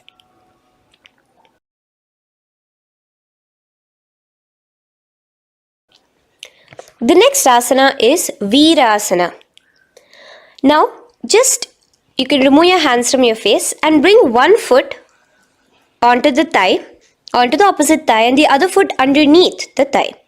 Keep your hands in the Bindu Mudra, thumb and index fingers together on the top of your knees as you embody the space and state of bravery, Veera, in Virasana. Now, changing the leg position again as we enter into Valmikasana. Keep your left heel on the right side of the generative organ, toes under the thigh. Keep your right foot on top of the left leg, toes by the knee. Again, bring your hands into the Bindu Mudra on top of the knees. Gaze towards your third eye. Visualize Rishi Valmiki, the poet, the first poet and author of Ramayanam. The next asana is Joni Mudrasana. So you're going to remain here as you switch your gaze to your nose, visualizing the Yoni Mandala, a beautiful formation, divine cosmic geometry, representing Devi, Shakti, a symbol of the creative energy of the universe in Joni Mudrasana. In the same position, switch your gaze to your third eye, continuing to visualize the Yoni Mandala in your inner space. Now, let's move into Bhadrasana 3. So bring your feet, the soles of your feet together, uncross them and bring them together in front of your body. Hold it with both your hands, pulling it against you. Push your knees down towards the ground. As you gaze at your nose, suck your stomach in the Udyana Bandha. Visualize Lord Veerabhadra in your inner space. Bhadrasana 3. In the same position, we are entering into Aghorasana, where your left hand will rest on top of the left knee, while your right hand comes towards your face. Now, do the Khechari Mudra, where you are bringing your tongue towards the upper palate, gazing towards your third eye. Now, with your right hand, cover your mouth, close the left nostril with your index finger, inhale through the right nostril. Close both the nostrils, hold your breath and exhale through the left nostril in the Abhyantara Kumbhaka. Repeat this on the other side. Visualize yourself as an Aghori, completely dedicated to Paramashiva in Aghorasana. The next asana is Kaneri Pavasana. So you can distance your feet a little away from your body. As you lean forward, Place your elbows onto the soles of your feet and rest your chin on your palms. Gaze at your nose, suck your stomach in Uddiyana Bandha. Here, continuing with the Rechaka Kumbhaka, where your exhalations are prolonged than your inhalations, visualizing yourself as a female elephant drinking water in Kaneri Pavasana. The next asana is Parasana. So now, come to a seated position, raise yourself up and keep your knees raised. Bring your hands underneath your knees, between your calves and thighs, and clasp them together. Interlace your fingers in the Parashamudra in front of your navel. Lift your feet off the mat. Visualize Swamiji, the supreme point of Hinduism, in your inner space as you gaze at your nose in Parasana. The next asana we'll be moving into is Gopi Chandasana. Now take your hands out from in between the feet as you let your feet rest on the ground. Take your hands out from underneath your calves. Interlace your fingers around the feet with the soles of the feet together and raise it up towards your chest. Rest your knee on top of your feet. Gaze at your nose. Embody the state and space of a king in Gopi Chandasana. The next asana is Udarasana. So now just quickly release your legs, bring your hands underneath your calves and hold on to your feet again from inside out, both your feet together. Bring your feet up to your chin, resting your chin on top of the interlaced fingers. Bring your feet to your chest, gaze at your nose, visualizing your body, the supreme point of Hinduism, free from any defects in Udarasana. Now, in the same position, just lift your legs up towards your head. Let the top of your hands come towards the top of your head, your forehead. And this is Vishishtasana. Visualize yourself excelling in everything in this posture. Now, slowly relax. Keep your hands underneath your shins as you take your hands up to the shoulder, pulling your hand and interlacing your fingers behind your neck. In Bhujasana, visualize yourself as a cobra. The next asana is Kalyanasana.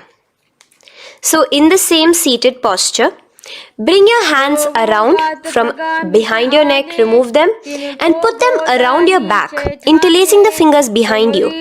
Gaze at your nose. Visualize yourself as a beautiful, auspicious goddess in Kalyanasana.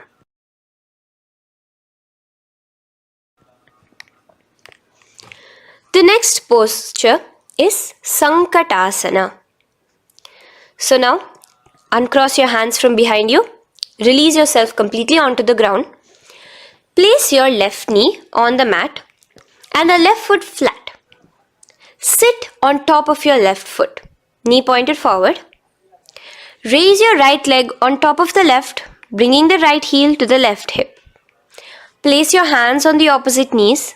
Here, do the Ujjayi Pranayama. As you inhale and exhale, make the sound of an ocean. Visualize yourself as a swan, a beautiful swan in Sankatasana. The next is Dhenukasana. Just in the same position, slide your left heel to the left hip. Keep your right knee on top of the left. Place both your hands on your right thigh. Visualize a cow in your inner space as you suck your stomach in the Uddiyana Bandha, Dhenukasana. Now slowly uncross your legs as we move into Machendrasana. Place the right foot on the left thigh, the left foot on the right knee. Bring your left hand behind your back, hold the right thigh. Twist a little bit. Place your right hand on your left thigh. Twist your body, gaze towards your third eye, visualizing Swamiji in your inner space. The next asana, Machendrasana 2, just untwist your body As you clasp the respective toes of both your feet with your hands, lean forward and down, bringing your forehead to the ground in front of your feet. Visualize Swamiji, the supreme pontiff of Hinduism, in your inner space. Raise up now. Keep your legs in the same position. We have the Guru Asana. Interlace your fingers together and place it over the topmost knee. Suck in your stomach in the Uddiyana Bandha, clench your perineum in the Mula Bandha, tuck your chin to your chest in the Jalandhara Bandha. As you engage all three bandhas, visualize Swamiji in your inner space. Let us now repeat Sankatasana on the other side. So, you can release your hands, your legs as you cross the other leg over. Visualizing yourself as a swan, remember to put your hands on the opposite knees. The next asana, Dhenukasana, repeating it on the other side. Slide your leg out, bring both your hands to the topmost knee. Suck your stomach in the Uddiyana Bandha. Visualize a cow in your inner space. Matsyendrasana again, repeating it on the other side. Bring your legs to the cross-leg position. Twist your body around as you gaze at your third eye, visualizing Swamiji in your inner space. Untwist as we enter into Matsyendrasana 2 on the other side. Hold on to your feet, bring your forehead to the ground, continuing to visualize Swamiji in your inner space. Slowly raise up and let us do Guru Asana on the other side. Engage all the three bandhas in the Mahamudra Bandha. Interlace your fingers, place it on top of your knee. Continue to visualize Swamiji, the supreme pontiff of Hinduism, as we do Guru Asana. Now, slowly uncross your feet and place them flat on the ground, knees towards the chest in Pashasana. Keep your hands holding the opposite knees, thighs together, and keep your spine completely erect. Continue the Khechari Mudra, where your tongue is pressed against the roof of your mouth. As you gaze at your third eye, visualize Swamiji in your inner space. Continue the Ujjayi Kumbhaka. As you breathe in and out, make the sound like an ocean. Now in the same position, just bring your chin towards your knees in Bodha Shokasana.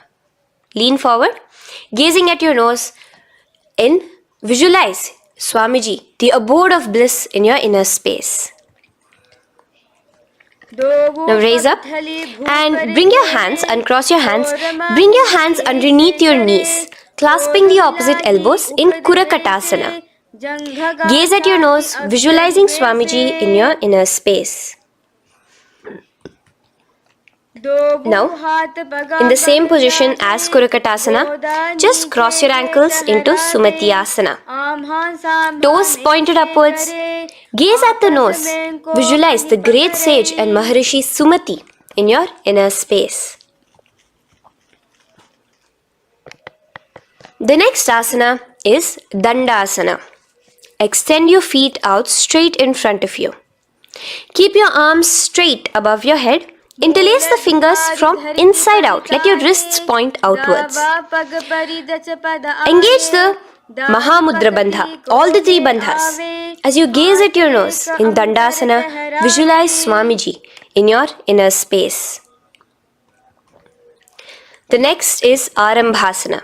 Now keeping your legs straight, release the Jalandhara Bandha and the Uddiyana Bandha, keeping your perineum clenched in Mula Bandha. Lean forward and down. Hold your big toes in the Prana Mudra with your index and middle fingers. Head to your knees. Do here the Nadi Shodhana Pranayama. Inhale through the left nostril, hold and exhale through the right. Visualize Swamiji in your inner space. The next is Bhidokasana. So, slightly raise your body up and bring your hands underneath your knees, extending your knees slightly up. Keep your heels a bit apart from each other and clasp your feet. Bring your shoulders down, wrapping your hands around your legs. Gaze towards your third eye, visualizing Swamiji in your inner space. So from here, let's enter into Jalandhari Pavasana. So you can actually remain in the same position with your hands underneath your calves and just bring the soles of your feet together. You might want to bring your body closer. Place your head on top of your feet with the palms facing upwards on the ground. Gaze at your nose. Visualize Swamiji in your inner space. Now slowly bring your hands out from underneath and come to a seated position. Stretch your legs out as we enter into Urdhva Paschimottanasana. Here we have a new Kumbhaka, the Pratyahara Kumbhaka, where you will feel your breath coming from your Mooladhara Chakra up to the Brahmarandra above the Sahasrara. This is the Pratyahara Kumbhaka. In Urdhva Paschimottanasana, extend your legs out, lift one foot behind your neck and lean forward and down towards your foot, visualizing Swamiji in your inner space. Now, slowly, keeping your leg behind your neck, lay onto your back as we enter into Anantasana. Hold the foot from the top with the opposite hand. Visualize yourself as infinite, endless, eternal. Gaze at your nose in Anantasana. Just now, in the same position, roll onto your elbow of the hand holding the foot. Gaze at your nose, feeling in complete control like Swamiji in Ankushasana. Slowly remove the leg from behind your neck. Take a moment to stretch, relax. Lay on your back. Bring your knees towards your chest. Bring your hands around, encircling the thighs and the calves with your arms. Roll to the left and right in Drishasana, visualizing Swamiji in your inner space. The next asana is Urdhva Paschimottanasana. On the other side, let us repeat it. Raise up to a sitting position and bring the other foot behind your neck. Lean forward and down, clasping your foot. Repeating Anantasana on the other side, lay on your back, bring the opposite hand to the foot, gaze at your nose, and continuing to gaze at your nose, roll onto the elbow as we repeat Ankushasana on the other side. Now, you can release your foot and try to remain in the same position without removing the leg from behind your neck as you bring the other leg too to cross behind your neck with both your legs behind your head. Laying on your back, bring both your hands to clasp behind your back. Gaze to your nose, visualizing Swamiji in your inner space in Yoga Nidrasana. As we enter into Atmaramasana, in the same position you can uncross your hands from behind your back. Bring it up, continuing to keep it underneath the legs. Just clasp it behind your neck. So you can bring your legs out from behind your neck. Just let your hands interlace behind your neck, gazing to your nose, visualizing the Atma Rama, Bhagavan Mahavishnu within you as your soul blessing you, as you gaze at your nose in Atma Ramasana. Now, you can release your hands and legs. Continue to lay on your back as we enter into Kochikasana. Bring your knees to your chest with the soles facing upwards. Extend your arms sideways as you gaze towards your third eye, visualizing Swamiji in your inner space. Now, from Kochikasana, keep your arms reached out to the sides at shoulder level. As we enter into Jatara Parivritti 1, keep one knee bent, twist it and bring it to the ground on the opposite side with the other leg extended straight. In Jatara Parivritti 2, keep both the knees bent to one side. And in Jatara Parivritti 3, keep both the legs straight to one side. Throughout this, keep your head looking in the opposite direction. And let us repeat this on the other side. You can bring your knees back to your chest. Let your legs out, go to the other side and do Jatara Parivritti 1, 2 and 3. The next asana is Dvipada Pitham. So now from Jatara Parivritti you can bring your feet down, lay on your back with your knees pointed upwards, feet flat on the ground. Extend your hands holding your ankles. And lift your hips up. Engage the Jalandhara Bandha automatically as you raise your hips up, gaze at your nose, visualizing yourself as a bridge in Dvipadapitham. Now in Paryankasana, so you can lay back onto the ground and place your feet flat. Bring your arms over your head, placing the hands flat near your shoulders with the fingers pointing towards the feet. Lift your entire body up and off the ground in Paryankasana as you visualize yourself as sturdy as stone furniture.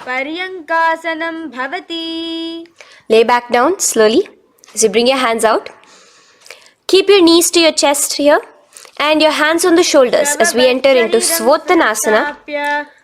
Visualize you're laying on your back as a playful dog. Move your hips in the circular motion. Do the Sahaja Kumbhaka. Now let us enter into Viparita Karani. First, bringing your arms out from behind your shoulders. Let your arms be extended by the side of your body. Use the strength of your arms, palms flat on the ground, to push your body, your upper body, your lower body off the mat. And keep your legs straight above you, extended. Move your legs around and around in Viparita Karani. Automatically the Jalandhara Bandha is engaged. Breathing during the Jalandhara Bandha is the Murcha Kumbhaka. Visualize Swamiji in your inner space. The next is Viparita Karani 2. In the same position, just stop the rotational movement of your legs. Visualize Swamiji in your inner space. Now, as we enter into Langalasana, just let your feet from the top rest onto the ground above your head. Interlace your fingers in the Parashu Mudra behind your body. Visualize yourself as a plow in Langalasana, continuing to engage the Jalandhara Bandha. भूमिं कर्षयेत् लङ्घलासनं भवति. Now, in Shaita Paschimottanasana, bring your hands out from behind your body and hold on to the toes above your head. Keep your legs and hands completely straight. Visualize Paramashiva as Shaita Paschimottanasana is one of the 84 different asanas directly revealed by Paramashiva himself. Continue to do the Murcha Kumbhaka, inhaling and exhaling with the Jalandhara Bandha. Clasping your toes now, spread your feet wide apart from each other in Supta Konasana. Visualize Swamiji in your inner space. Bring your feet back together as we enter into Chakrasana. Clasp your ankles, keeping your legs and hands completely straight above your head. Visualize yourself as a chakra, a wheel in Chakorasana. Now slowly rest your back onto the ground. Keep your legs raised up in Supta Prasarita Padangushtasana. Clasp the respective toes in the Prana Mudra with your index and middle fingers and spread your legs out wide apart from each other. Visualizing Swamiji in your inner space, restart the Ujjayi Kumbhaka where you're inhaling and exhaling, making the sound of an ocean. Bring your feet together in Supta Padangushtasana in the same position, continuing to visualize Swamiji in your inner space.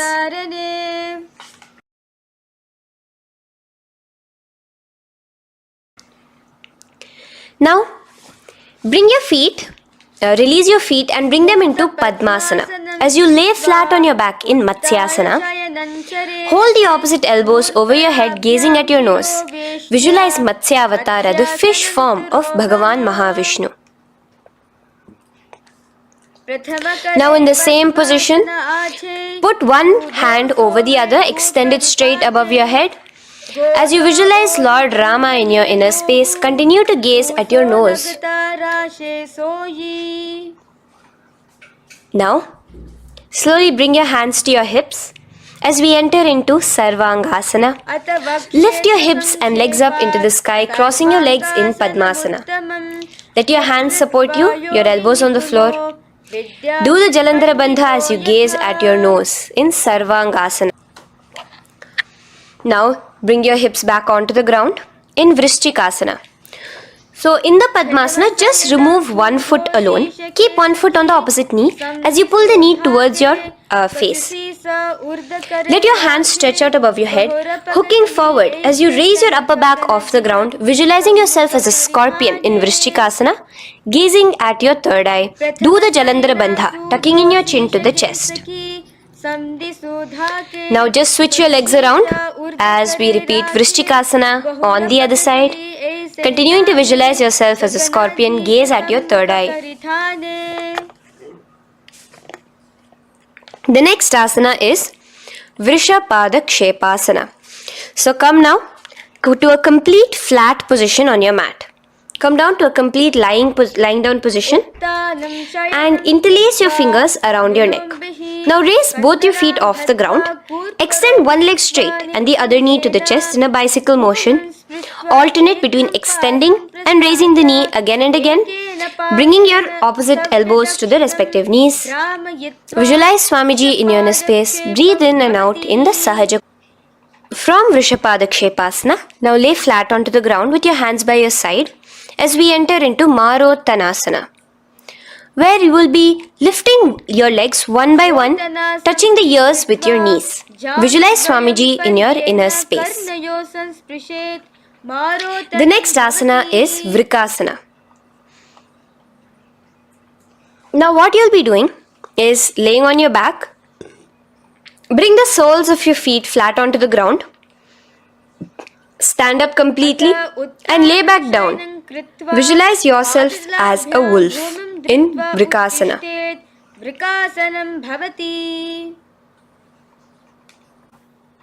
Now come back to a seated position as we enter into Luthasana, where you are going to be quickly throwing your legs above your head as you roll over completely, finishing in a prone position. Do this a couple of times. Come forward, roll over. Come forward and roll over again.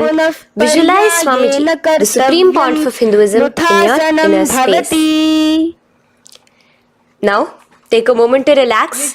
Lay on your belly with your toes extended in Sarathasana. Keep your hands onto the ground by your shoulders. Now here, contract your lips and make a sound like a flute, whistling while inhaling. Visualize yourself as a ratha, as a chariot carrying warriors into battle for dharma on your back. Now from Sarathasana, let us enter into Dehalyullanghanasana. So place your palms on the ground and bring yourself to a plank position. Jump your leg forward and back between your arms, visualizing Swamiji in your inner space. Jump forward now. When your legs are between your hands, stand tall. Holding your toes with your hands, walk back and forth. Visualize yourself as a wise 60-year-old elephant in Jatyasana. Now come to a standing position. The next is a beautiful Karana, the Lolitika Karana. So keep your knees bent, feet pointing outwards again in the Aramandi position. Bend your elbows, keeping your hands at the chest level. Now swiftly move your arms across the body, bringing it back to the center and tilt your head back. Opening your chest up towards the sky, move your head in all the directions. Now stand back straight as we enter into Sarpasana. So stand erect like a rod with your arms by your side, hands touching the thighs. Visualize Devi, Kundalini, raising up and curling upwards around your body in Sarpasana. The next asana is Ushtrasadanasana. Lean forward and down, standing on top of your palms.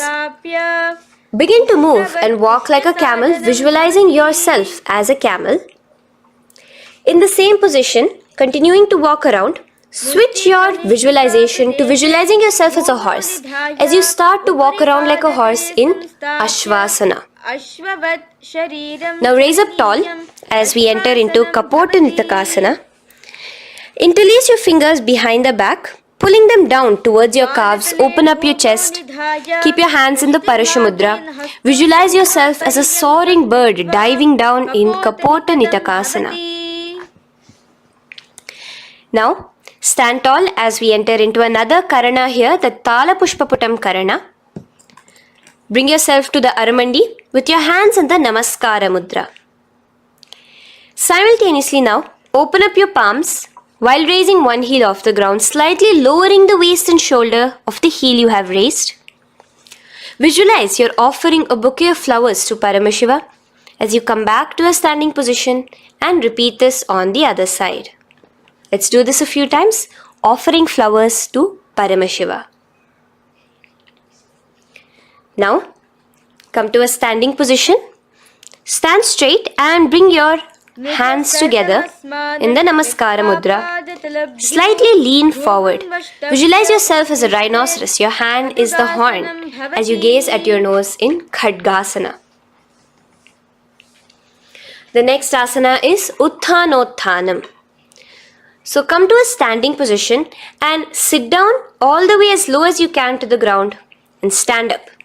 Do this again. Sit down, stand up, and again. Sit down, stand up.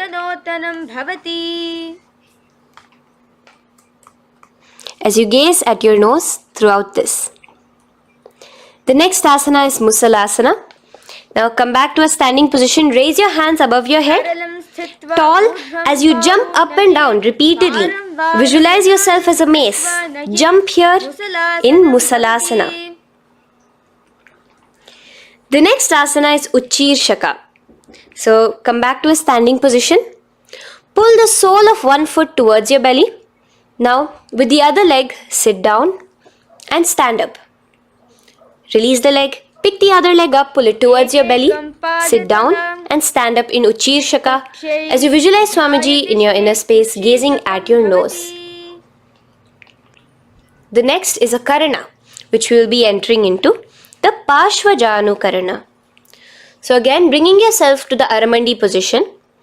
Bend and lift one knee towards your chest, pointing the toes downwards.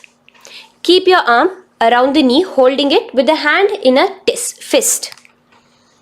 Let the other hand hang down on the thigh, wrist twisted, fingers pointing inwards.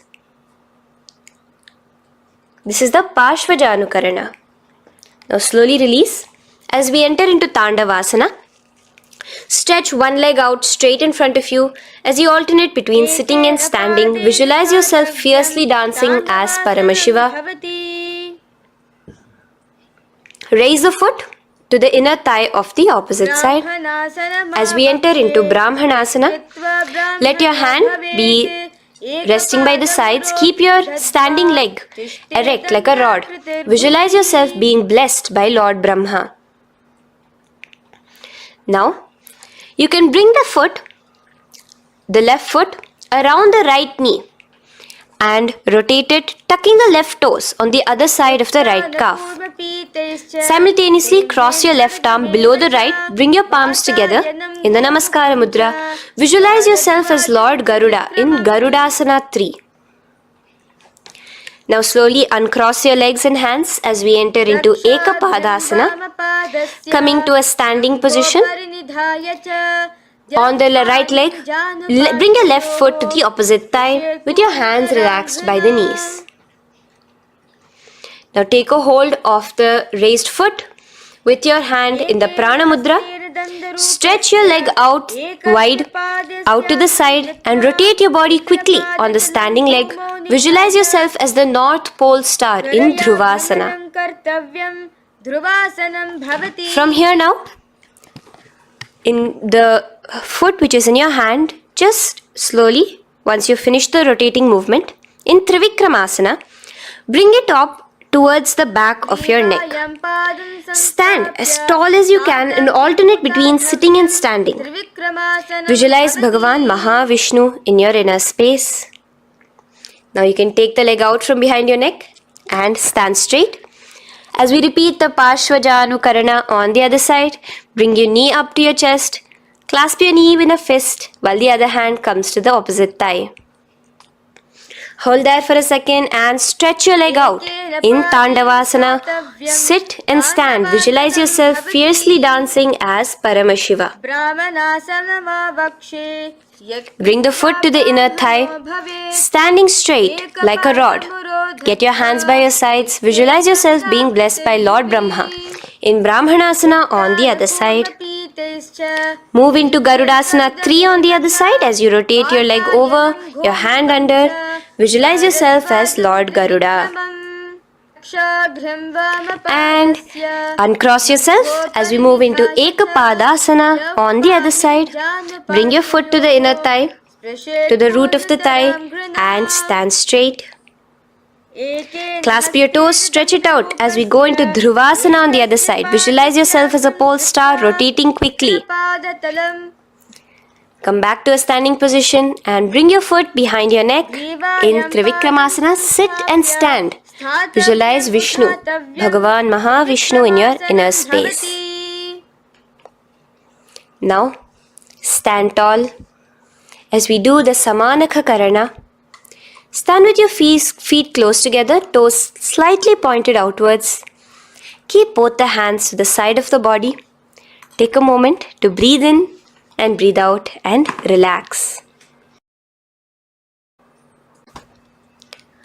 Now, slowly relax and from the standing position, slowly bend forward, bringing both your hands underneath your knees.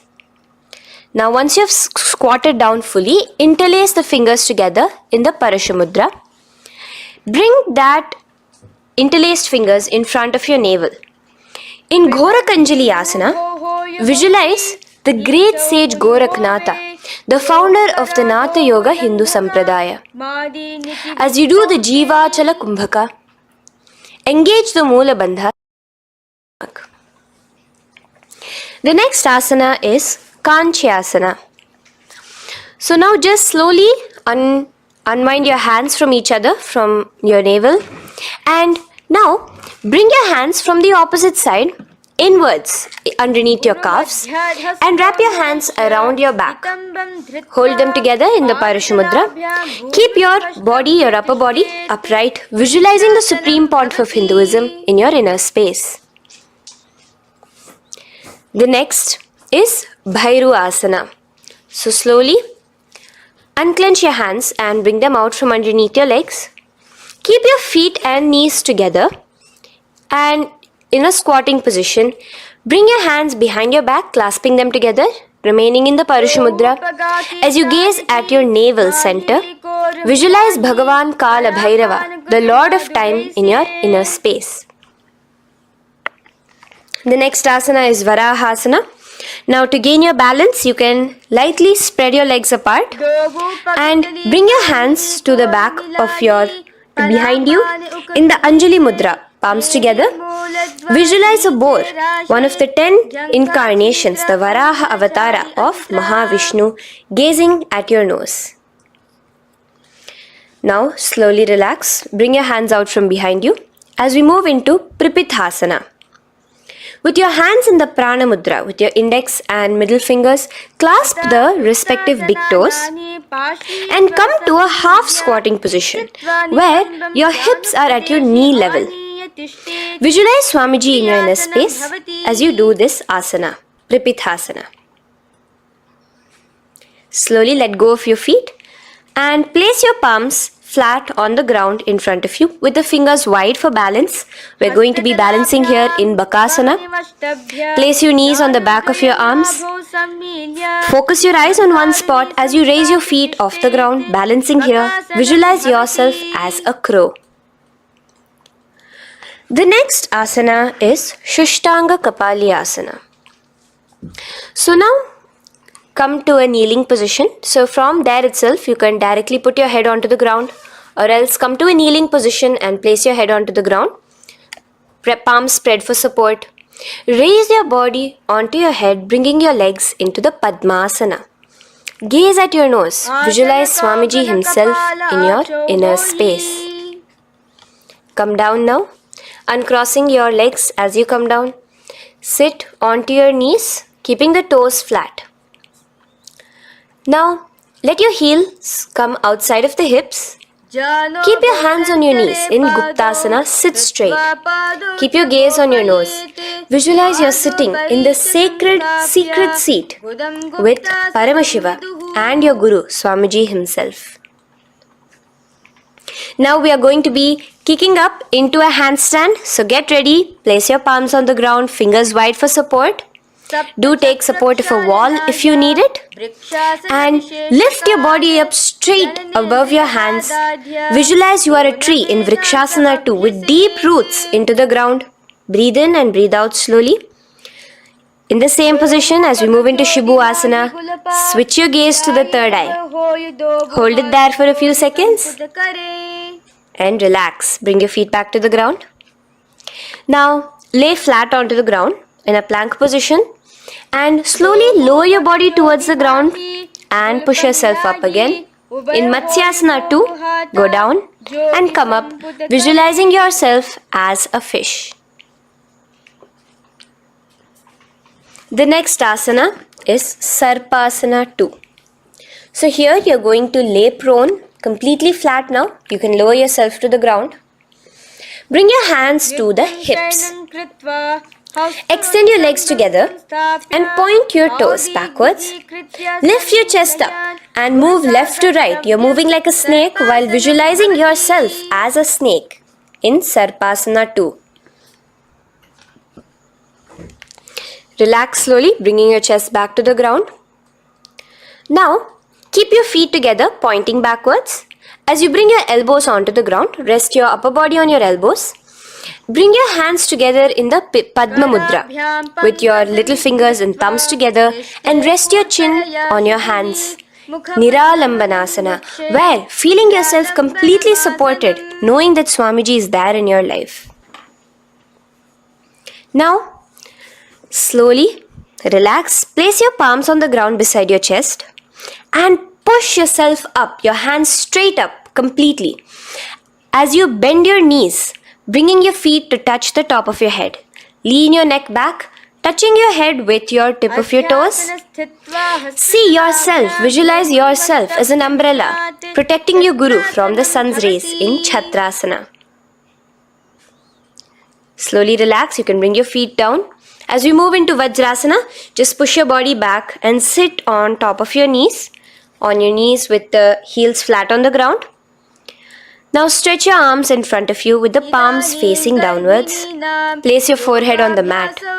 Visualize you are the weapon of Indra, the Vajra, symbolizing indestructibility as you gaze at your nose.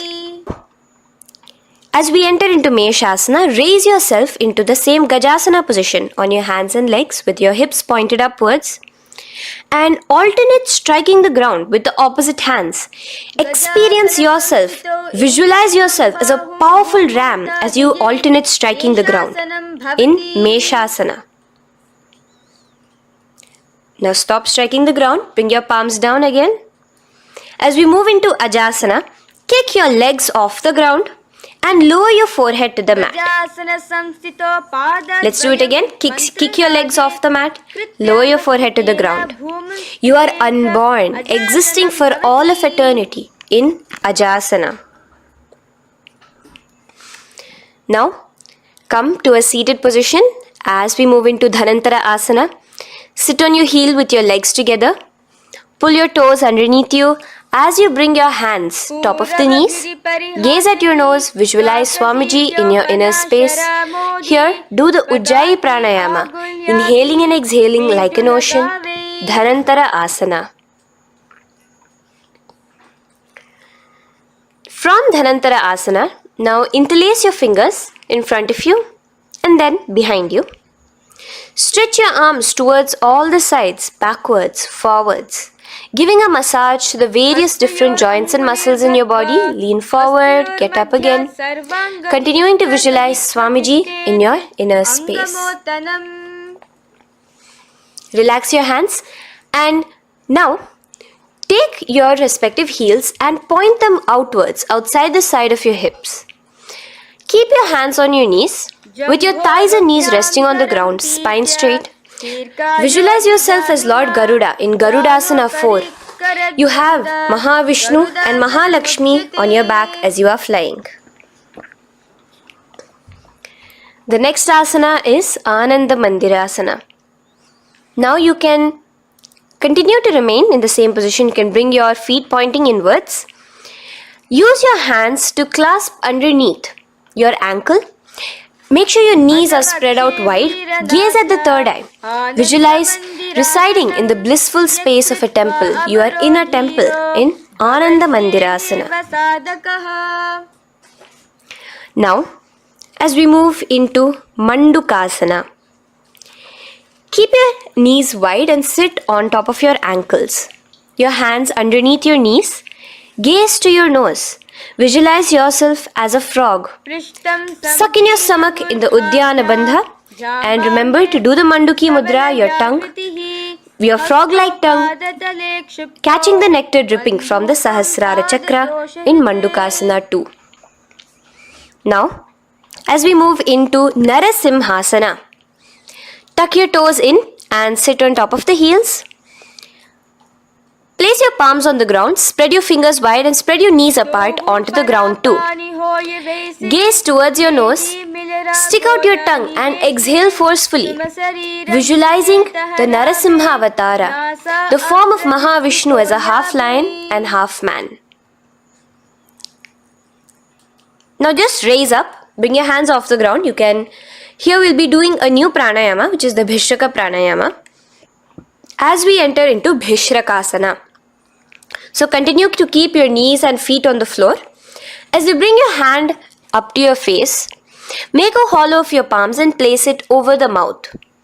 Keep your thumbs under your teeth and close your lips. Gaze to your nose. Inhale through your left nostril, exhaling through the mouth. Gaze at your nose again. Visualize yourself as Devi, presiding over any and all minuscule fears you may have within you. Now moving back into the Ujjayi Pranayama, let us do Makadasana. So you can take your hands off your face and slowly remaining in the same position, bring it to your armpits. Bring your fingers to your armpits. Imitate as if a monkey is scratching. As you gaze to your third eye, visualize yourself as a playful monkey in Makadasana.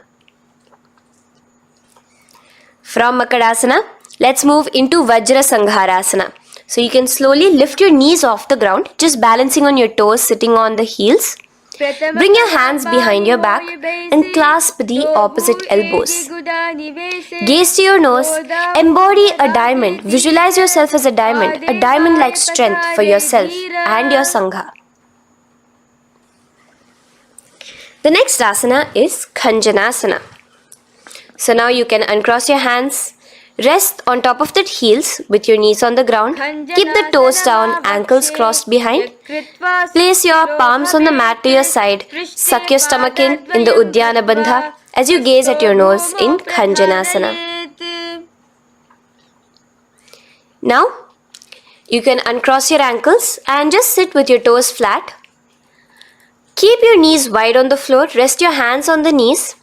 Just relax the Uddiyana Bandha, just sucking in your perineum in the Mula Bandha. Gaze at your nose, visualize yourself as a turtle with a stable body and mind to live for hundreds of years.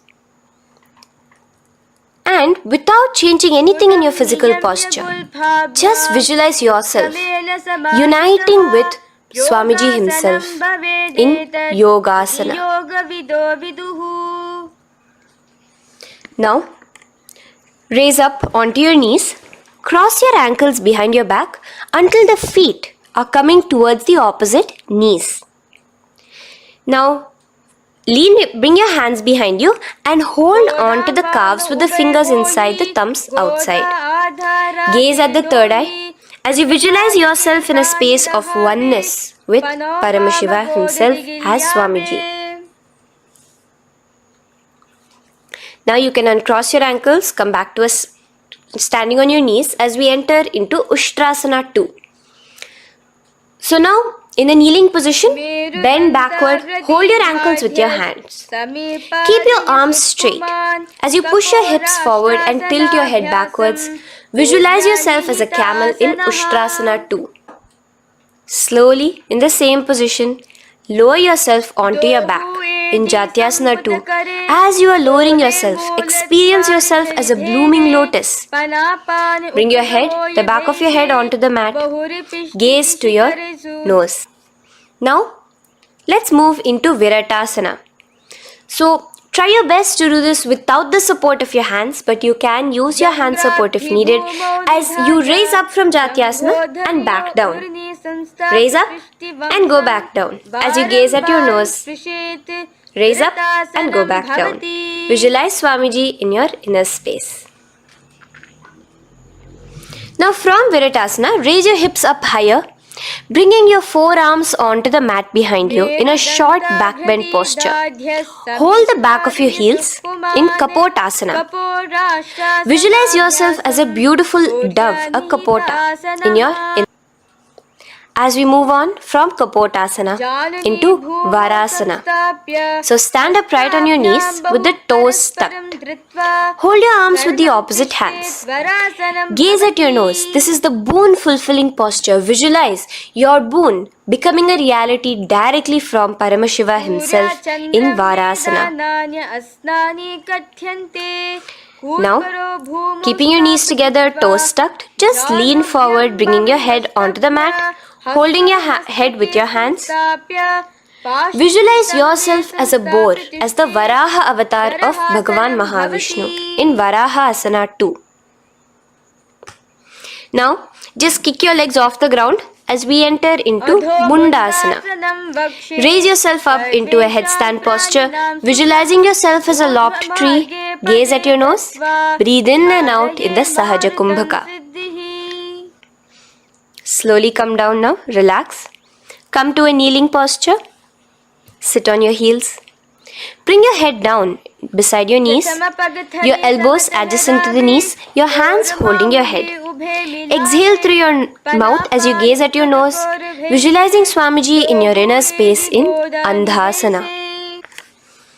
Now from here, push yourself off the mat as you come lying prone on your belly. Let your arms be extended straight out and together lift your thighs, arms and chest off the ground, stretching your body, balancing there. Visualize yourself as a locust in Viparita Shalabhasana. The next asana is Kapalasana. So slowly lower yourself back to the ground. Now laying on your belly, bring your arms to your side, palms downwards. Keep your forehead on the ground and your chest on the mat. Only lift your legs up into the air. Only your legs are lifting up. Visualize yourself as a skull. You are a mind with purified thoughts, a strong will to attain enlightenment in Kapalasana. The next asana is Akasha Kapotasana. So now, in the same position as you are, let your arms be straight out behind you. As you kick your legs up and over your head, bring your feet slowly to the mat in front of you. Push yourself, balance there. Visualize yourself as a free and open flying dove in Akasha Kapotasana. Bring your legs back out as you lay flat on the mat. Now push yourself onto your knees. Place your forearms on the ground and your chest down such that your navel is touching your knees. Be sturdy, visualizing yourself as a sparrow in Chatakasana. The next asana is Vrishchikasana 2. So your forearms are on the ground. Now slowly raise to your toes and kick your legs off the mat. Slowly lowering your legs to your head. Visualize yourself as a scorpion as you balance in Vrishchikasana 2. Slowly release yourself, coming back to the ground as we enter into Vrishasana. Sit down on top of your right heel and let your left foot remain outside of the hip, the ankle to the side. Place your hands on the mat, visualizing yourself as a bull in Vrishasana.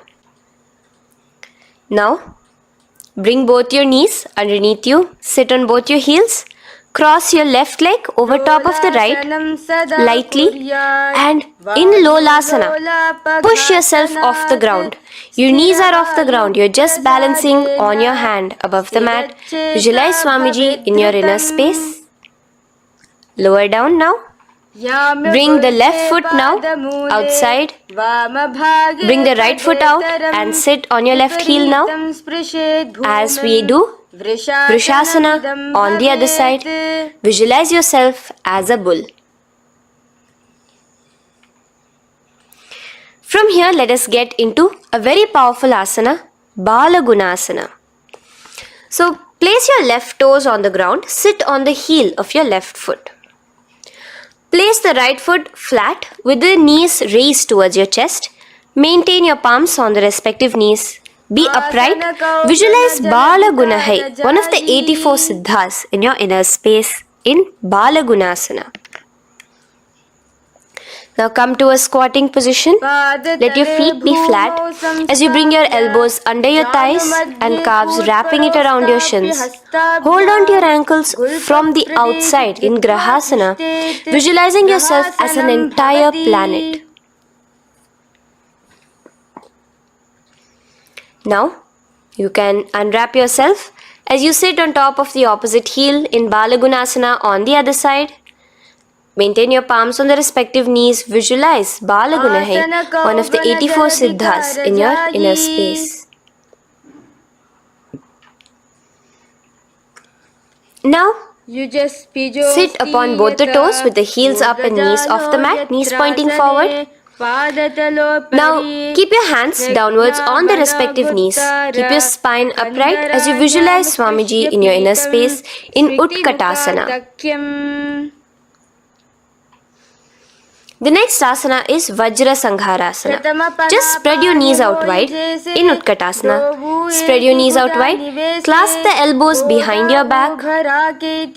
Visualize Swamiji in your inner space in Vajra Sangharasana too. The next asana is Anilasana. Now, sit with your feet hip width apart.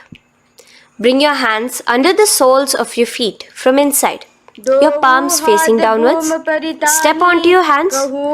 Keep your arms straight, elbows together at the navel.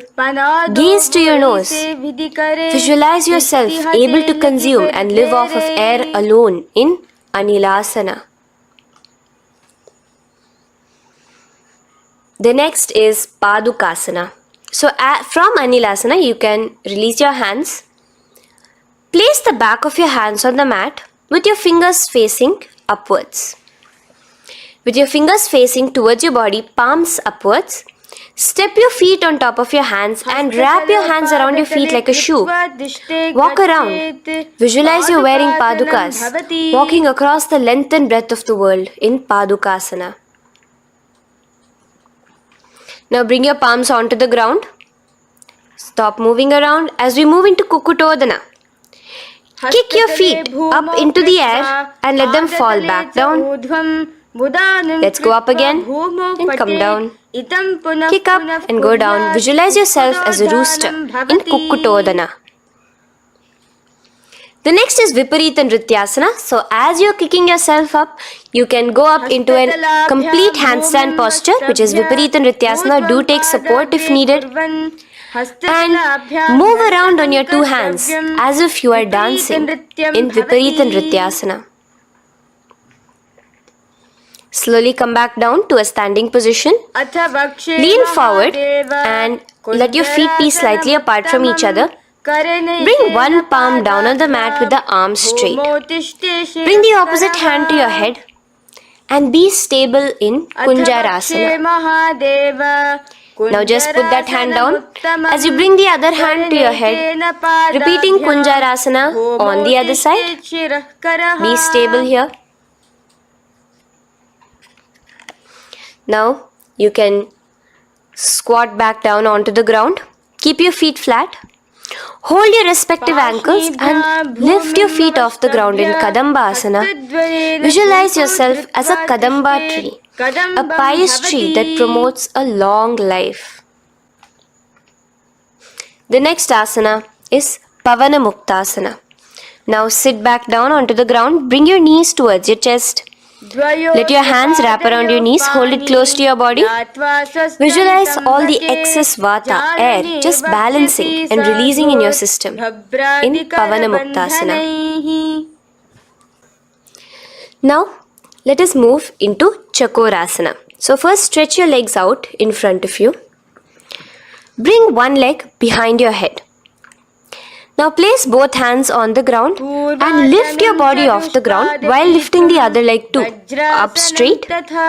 Visualize yourself as a powerful source of energy. Gaze at your third eye in Chakorasana.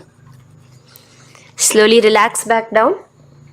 Now hold your left toes with the left hand, index and middle fingers. Pull the foot to the left ear. We are entering into Dhanurasana 2. Extend your right leg out, keeping straight. Hold the big toe with your right hand. Visualize yourself as a bow in Dhanurasana 2. The next is Ashtavakrasana. So lift your left leg over top of the left shoulder. After releasing your hands, bring the right foot across and hook it on top of the left foot. Lean forward and down, keep your palms onto the ground. Extend your legs out to the left, lift your head up and chest. You're completely balancing only on your hands as you visualize yourself as a flying crane in Ashtavakrasana. Now slowly relax down. From here, bring your right foot to the left thigh and your left foot flat onto the ground. Knees raised up. Have your left shoulder underneath the respective leg and place your hands flat on the ground. Gaze towards your third eye.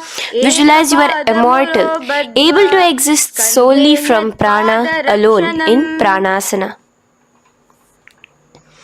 From here, moving into Parshva Matsyendrasana. Place your right foot at the root of the left thigh. Then the left leg by the side of the right knee. Hold the left leg by the right hand. Twist your body out. Remain steady here, gazing at the third eye. Visualize Matsyendranatha, the great Rishi Yogi, master of Hatha Yoga, in your inner space. Now slowly unwind yourselves. As we repeat Chakorasana on the other side, lift the other leg behind your head.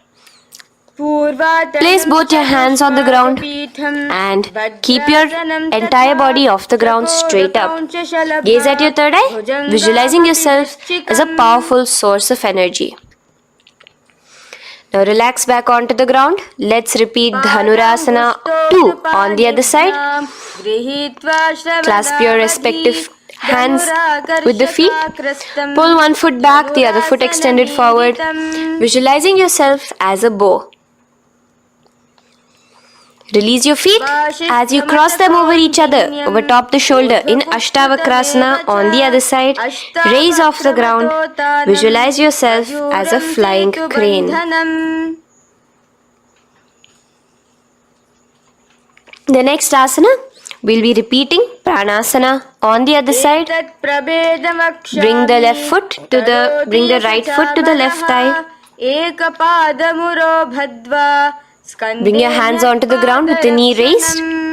Gaze at your third eye, visualizing yourself able to live off just prana, just air alone. And relax as we do Parshva Matsyendrasana on the other side. Twist yourself, visualizing Matsyendranatha, gaze towards your third eye. And from there, let us enter into Ardha Paschimottanasana. Keep one leg straight and press your perineum with the other heel. Bring your chest forward and down. Hold your toes and feet and bring your head towards your knees. Here in Ardha Paschimottanasana, visualize Swamiji in your inner space. Now raise up and the foot which was at the inner thigh, now rotate it outside of the hip. Now hold the sole of your other foot and lift your leg up towards your forehead. Try to bring your knee to your forehead as you keep your knee straight. Gaze to the nose in Kraunchasana. Visualize yourself as a crane. Now slowly relax down your leg. Now the leg which is now straight, you can bring it to the inner thigh as you straighten out the other leg. As we repeat, Ardha Paschimottanasana on the other side. Lean forward and down, clasping your foot. Bring your forehead to your knee. Visualize Swamiji in your inner space. Slowly raise up. Place your right ankle outside of the hip now. Hold the sole of the left foot, lifting the leg up towards your forehead. Stretch yourself there. Gaze at the tip of your nose. Visualize yourself as a crane in Kraunchasana on the other side. Now, from here, bring the soles between the thighs and calves. So once you have relaxed yourself, bring your soles between the thighs and calves. Keep your spine straight, palms resting on your knees. Visualize a swastika, embodying peace, well-being, good fortune and prosperity as you gaze at your nose in swastikasana. Now without changing anything about your position, just take your hands alone. Cover the respective heels with your hands in Gorakshasana as you tuck your chin to your chest in Jalandhara Bandha. Gaze at your nose. Visualize the great Rishi Gorakhnatha, the founder of the Natha Yoga Hindu order. Now release the Jalandhara Bandha. Continue to keep the Mula Bandha engaged throughout the whole sequence. As you raise one foot to the opposite thigh, bring your hands to your face in the Shanmukhi Mudra, closing your eyes with your index finger, nose with the middle finger, ears with the thumbs. Gaze at your third eye as you meditate on Swamiji himself, the Supreme Pontiff of Hinduism. Now release the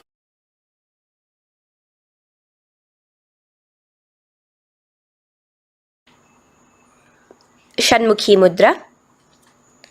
And in Yogasana 2, bring your legs into the Padmasana position over the opposite thighs.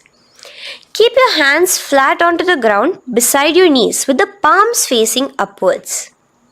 Sit straight, gaze at your nose.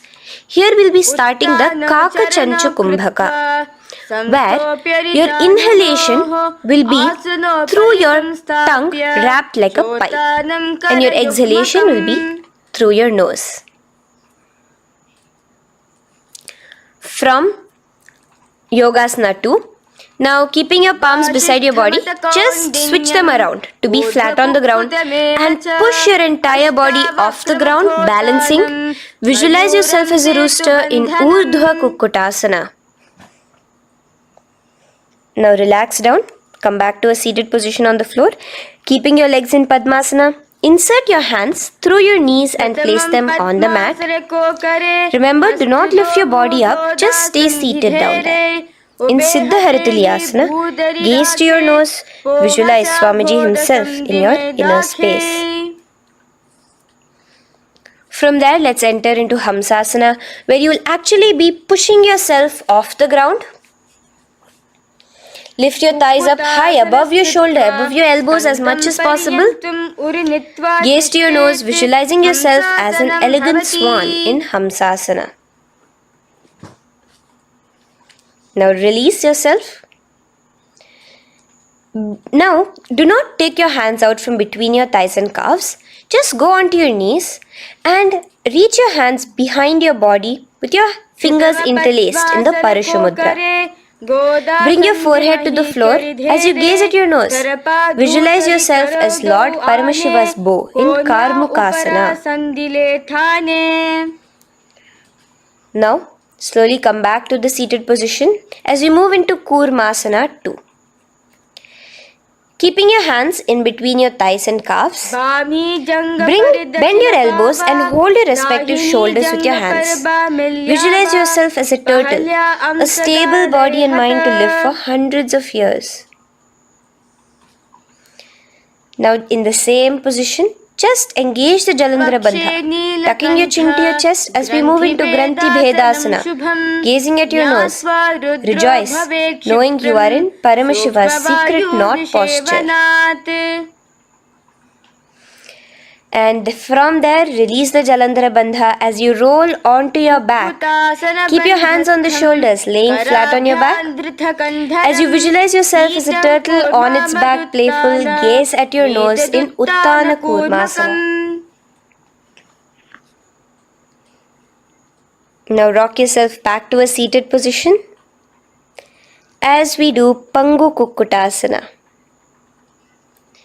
Now it's the same as your hands between your thighs and the calves, except you will be placing one hand flat on the mat. Hold the wrist with the other hand.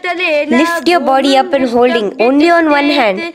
Visualize yourself as a rooster in Pangu Kukkutasana.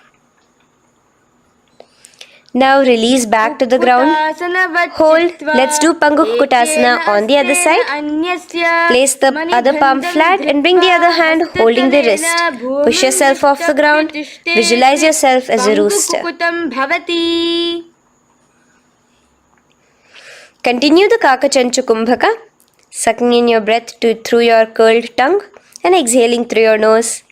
As you slowly extricate your hands from between your thighs and calves, let's do Girdharasana here.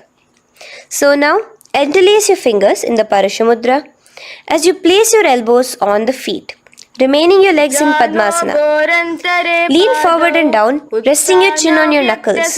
Place your thumbs to your throat in Girdharasana. Visualize Swamiji in your inner space. From there now, sit straight into Padmasana 3. So with your legs in Padmasana, bring one hand over the other near your navel center. Engage all the three bandhas, suck in your stomach, clench your perineum, tuck your chin to your chest and gaze at your nose in Padmasana 3. Slowly now, as we move into Padmasana 4, bring your hands to the respective knees. Release the Jalandhara Bandha and release the Uddiyana Bandha, just engaging the Moola Bandha alone. Visualize Paramashiva in your inner space as you gaze at your nose in Padmasana 4. Now we'll be entering into Karmukasana 2. So in the Padmasana position, hook your right hand index and middle finger in the Prana Mudra around the toe. Pull it back while your left hand rests on the knee. Now, as you visualize yourself as Paramashiva's bow, just release your right foot, bring your left hand to the left toe, right toe, and let your right hand be on the right knee. Now from here, let's do Karmukasana 3. So you can release your toes, cross your hands behind your back, continue to keep your legs in Padmasana, and with your respective hands, cross behind your back. Hold on to the toes in the Prana Mudra. Engage all the three bandhas, suck in your stomach, clench your perineum, tuck your chin to your chest. Visualize yourself as Paramashiva's bow in Karmukasana 3. Slowly relax the bandhas, just keeping the Moola Bandha. Continue to hold on to your toes. Release the Uddiyana Bandha and the Jalandhara Bandha. Switch your gaze to the third eye. Visualize you are Paramashiva's third eye itself. Anything you come across, you just rejuvenate it, destroy it in Dridhasana. Now, try to keep your hands at the toes. If not, just keep your hands crossed behind you as you lean onto your back in Padmasana, where you are entering into the Nagrasana position. Lay flat onto the back, visualizing yourself as a snake, gaze at your nose in Nagrasana. Do the Sahaja Kumbhaka, simple breathing, inhaling and exhaling.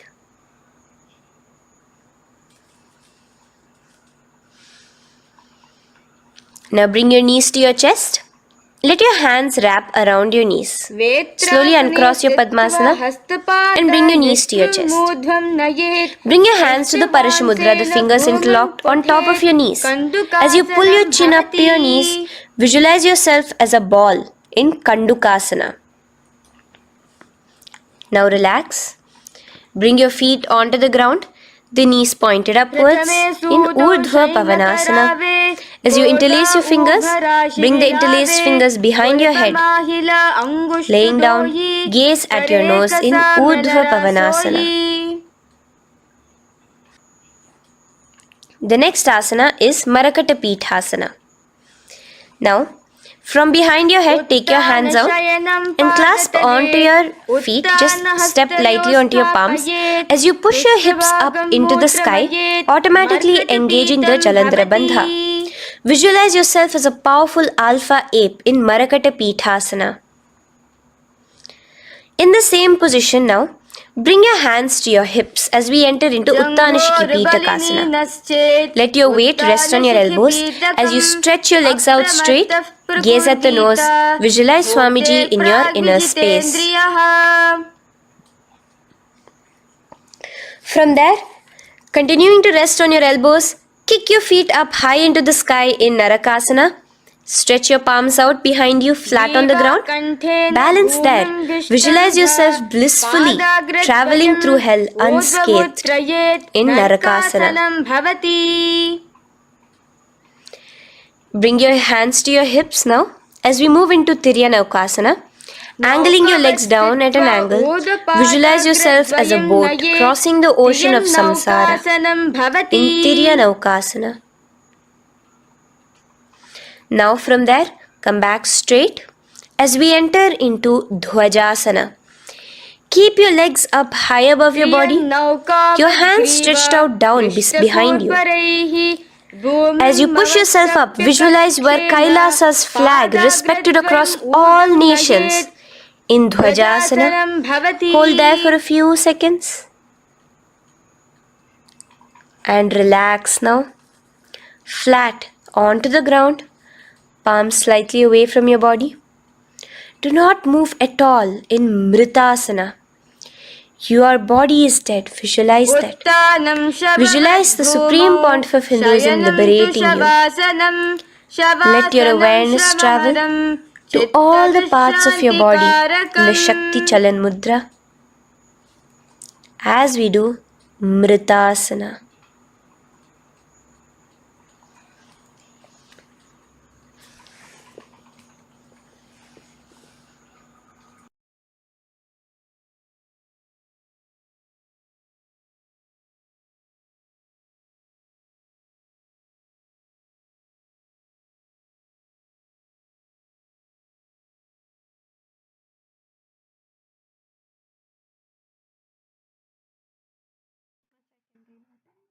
ॐ पूर्णमदः पूर्णमिदं पूर्णात् पूर्णमुदच्यते पूर्णस्य पूर्णमादाय पूर्णमेवावशिष्यते ॐ शान्ति शान्ति शान्तिः हरिः ॐ तत्सत् सर्वं भगवच्छ्रीनित्यानन्दपरमशिवपादुकार्पणमस्तु ॐ नित्यानन्दम्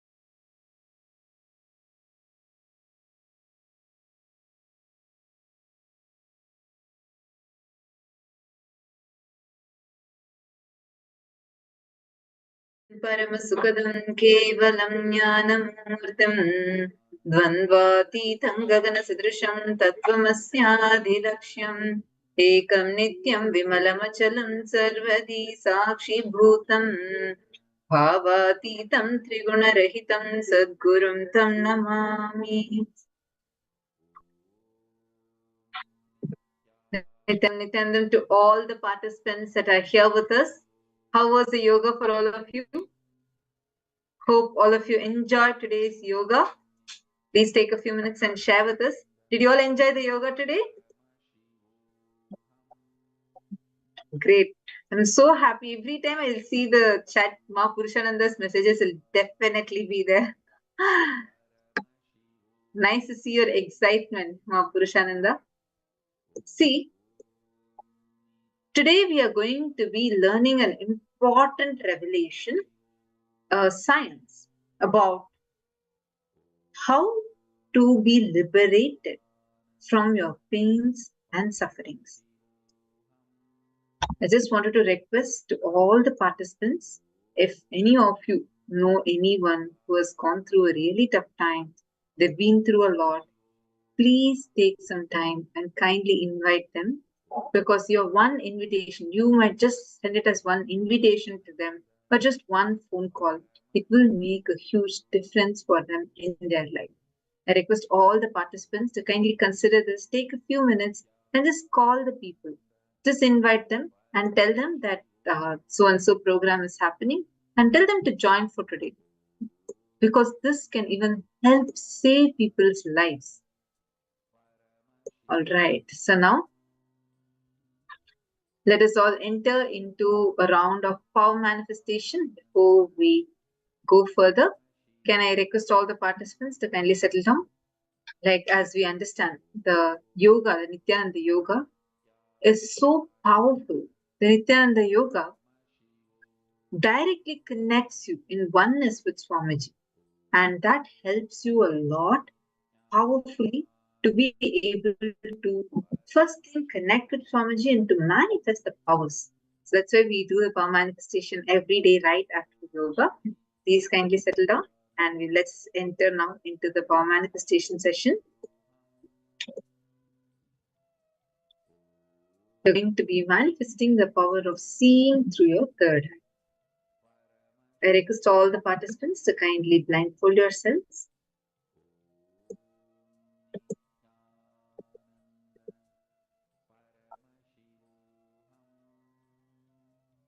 Please tie your eyes completely. Now, I'm going to be projecting an image for all of you. You're going to be seeing through your third eye and identifying what is the exact image I'm actually showing. Please tie your eyes. Whatever image is coming, you can just start verbalizing. Ready? 3. I still see some of you with the eyes open. Can you tie your eyes completely? Chant the Mahavakya.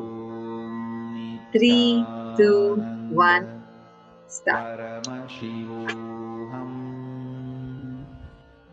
Om Nityananda Paramashivoham Om Nityananda Paramashivoham Om Nityananda Paramashivoham Om Nityananda Paramashivoham Om Nityananda Paramashivoham Om Nityananda Paramashivoham Om Nityananda Paramashivoham Om Nityananda